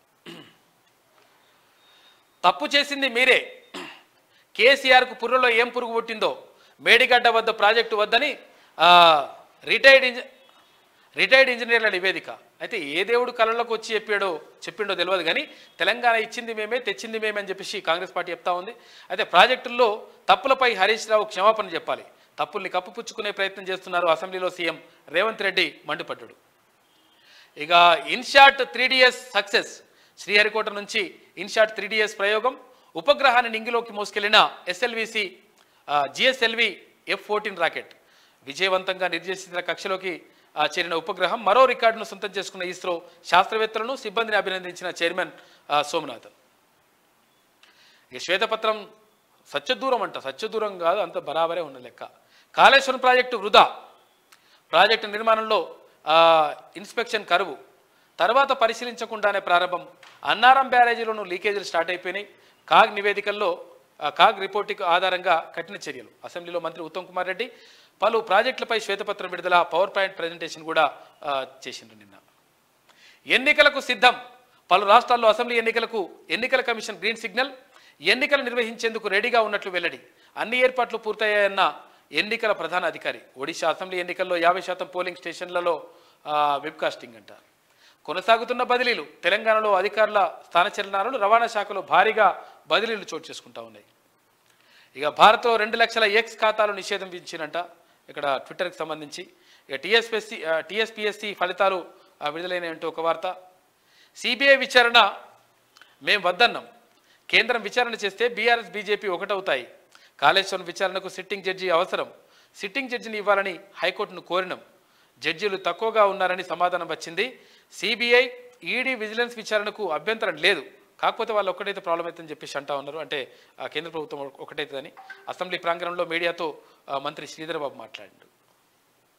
ఇవి ఆదాబ్లో ఉన్నటువంటి ప్రధాన కథనాలు. అయితే ఒకసారి ఈనాడు చూద్దాం. ఈనాడు నిపుణులు వద్దన్న మేడిగడ్డలో నిర్మాణం, తుమ్మిడిహెట్టి వద్ద కట్టాలని చెప్పినా పెడచెవిన పెట్టారు. ప్రాజెక్టు కుంగిపోవడంతో తెలంగాణకు కలంకం. కేసీఆర్ ఇంజనీర్లకు సలహా ఇచ్చారు, ఈ పాపాలకు మామ అల్లుళ్ళు కారణం కాదా? జడ్జి దగ్గర విచారణలోనైనా తప్పుల్ని అంగీకరిస్తే బాగుంటుంది. సాగునీటి రంగంపై చర్చలో సీఎం రేవంత్ రెడ్డి మాట్లాడండి. నిన్న ఇక 10 ఏళ్ళు ఉండాల్సింది 3 ఏళ్లకే కూలింది. డిజైన్లు, నాణ్యత లోపాలు, అవినీతితో ప్రమాదంలో 3 బ్యారేజీలు ఉన్నాయని చెప్పేసి మంత్రి ఉత్తమ్ కుమార్ రెడ్డి అంటా ఉన్నారు. తప్పుల తడకగా శ్వేతపత్రం ఉంది, తుమ్మిడిహెట్టి వద్ద నీటి లభ్యత లేకనే ఇట్లా కట్టినామని చెప్పేసి ఈయన కథలు చెప్తా ఉన్నాడు. అట్లా నీటి లభ్యత ఉన్నది, మేము వాడికి పోయొచ్చినాం. ఇక గుల్జార్ రామభద్రాచార్యులకు జ్ఞానపీఠ అవార్డు, ఉర్దూ కవి, సంస్కృత పండితుడికి దక్కిన గౌరవం. ఇక జిఎస్ఎల్వి ప్రయోగం విజయవంతమైంది. వచ్చేసారి తెలంగాణలో పాగా వేస్తాం, దానికోసం ఇప్పటి నుంచే పల్లిలో నిమగ్నం. భారతీయ జనతా పార్టీ జాతీయ మండలి సమావేశంలో పార్టీ జాతీయ అధ్యక్షుడు జేపీ నడ్డా చేసినటువంటి వ్యాఖ్యలు చూసుకోవచ్చు. తెలంగాణలో భాజపా పరిస్థితి మెరుగుపడిందని, వచ్చేసారి ఇక్కడ అధికారంలోకి వస్తుందని పార్టీ జాతీయ అధ్యక్షుడు జేపీ నడ్డా పేర్కొన్నారు. చాలా సందర్భాల్లో ఓటమిలో కూడా గెలుపు ఉంటుంది. తెలంగాణలో భాజపా అలాంటిదే సాధించింది. ఇక్కడ పార్టీకి ఇదివరకు ఒక ఎమ్మెల్యే ఉండేవాడు, ఇప్పుడు 7.1% ఓట్లు ఉండేవి, ఇప్పుడు 14% ఓట్లు పెరిగినాయి అని చెప్పేసి అంటా ఉన్నాడు. 23 ఏళ్లుగా నిష్కలంక నేతను, నాపై అవినీతి ఆరోపణలు లేవు, భాజపా పదాధికారుల సమావేశంలో ప్రధాని మోడీ. ఇవి ఈనాడులో ఉన్నటువంటి ప్రధాన కథనాలు. అయితే ఒకసారి ఈమె ఏమంటుందో చూద్దాం. ఒకసారి కాంగ్రెస్కు వైట్ వాష్ ఇటువంటి పరిస్థితే ఉంటే 100% కాక వయ్యిగా అసలు నేను అట్లా ఇట్లా అని చెప్తుండే. వెళ్ళండి, స్టే తెచ్చుకోండి, స్కూల్ పీడీ అభ్యర్థులకు మంచి ఉచిత సలహా, అన్నీ మొత్తం లంగరాతలే ఇవన్నీ కూడా. అందుకని ఇది చూస్తే కూడా ఏదో అవుతుంది లెక్క.